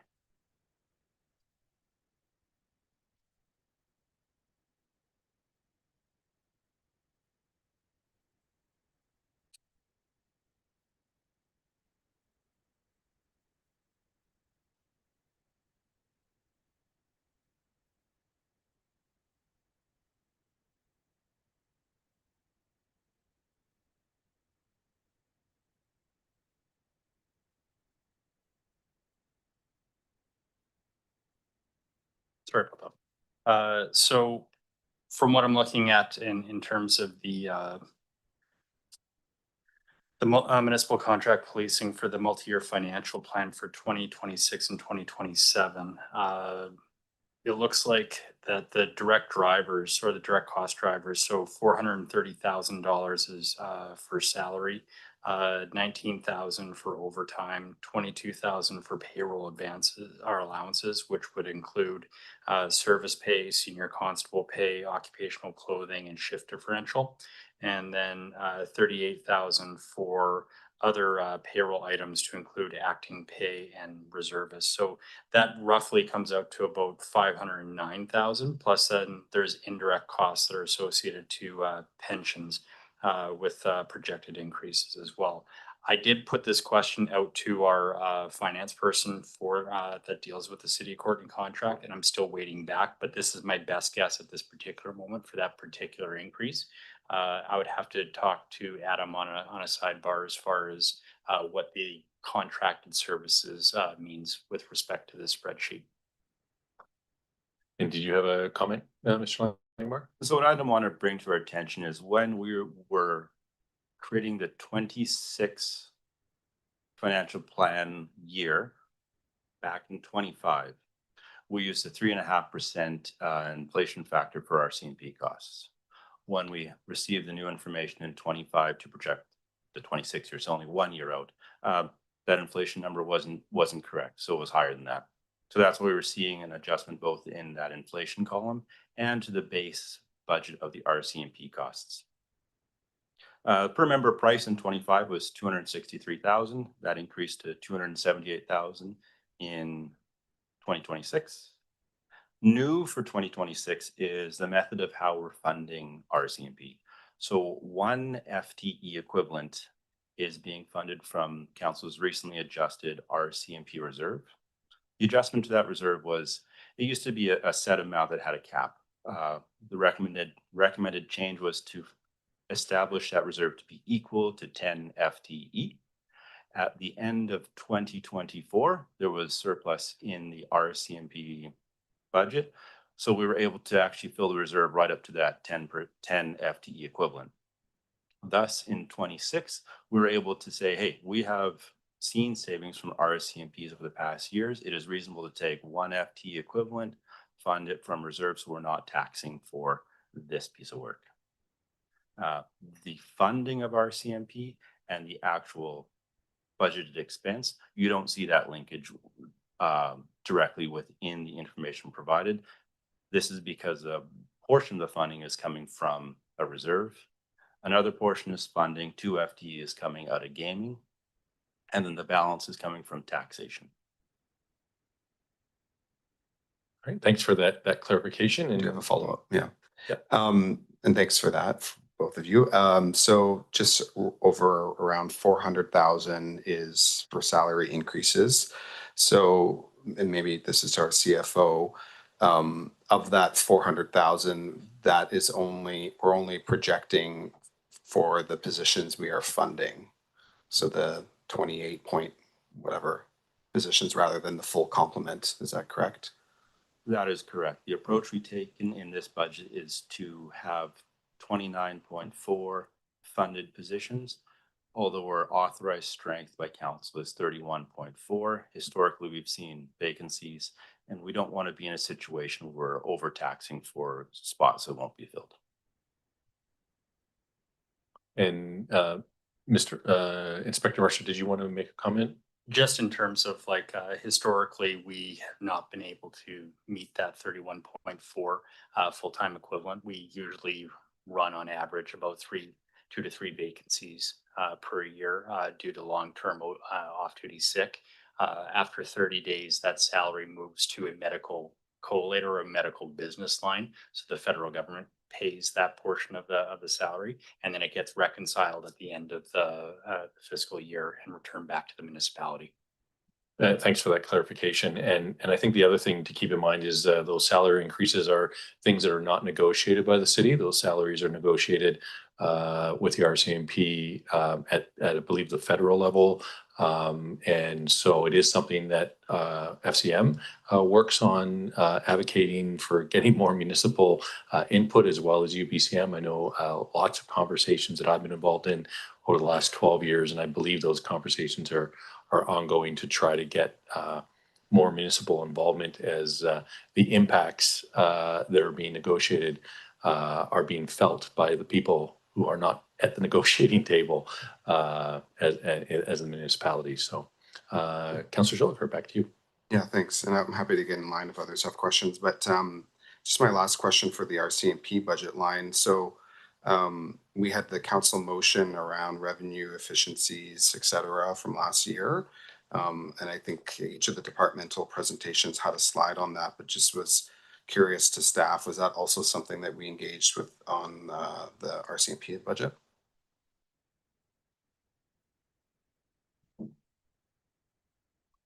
Mr. Oh, Ms. O'Connell then. Sorry. I didn't see your Thank you. mic. So I can speak to the municipal employees component of it. So there's not, there's no revenue there. One of the areas that we used to get quite a bit of revenue were through some of the photo radar types of things. But no, at least on the ME side, revenues was not something that was considered because we predominantly provide an administrative support.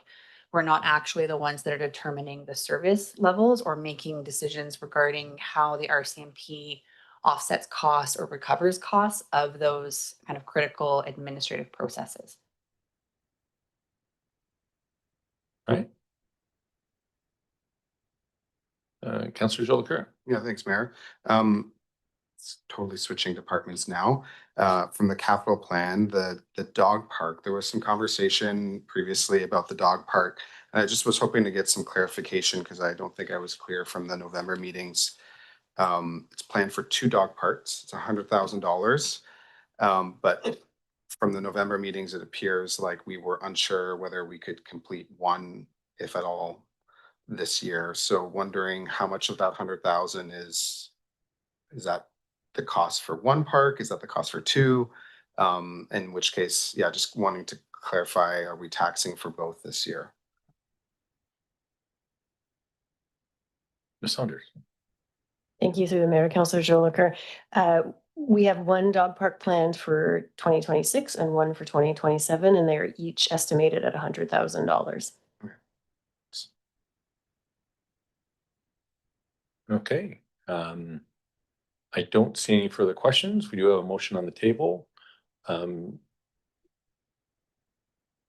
I'll just speak to why I won't be supporting this. There's a in-camera conversation that I was hoping to have prior to this being tabled. I also have some concerns generally around the motion from last year, feeling a little underwhelmed with the efforts that were done, particularly around revenue and efficiencies. And so for that, I won't be supporting this motion at the moment because I'd like to have that in-camera discussion prior to us moving this. So I won't be supporting it right now. Okay. All right. Motion's on the table. All those in favor? Any opposed? Councillor Jolicoeur is opposed. All right. Moving on to the public notice bylaw 3210. Ms. Proton, were you going to speak to this? Sorry, you're doing like triple duty. Mr. Garbett. Yeah, thank you. Through the mayor to council, this staff report's in front of council to provide an opportunity to address legislative changes. We have engaged pretty well on getting our message out, and the substance of this report has provided an opportunity to change our notification in newspapers. Ms.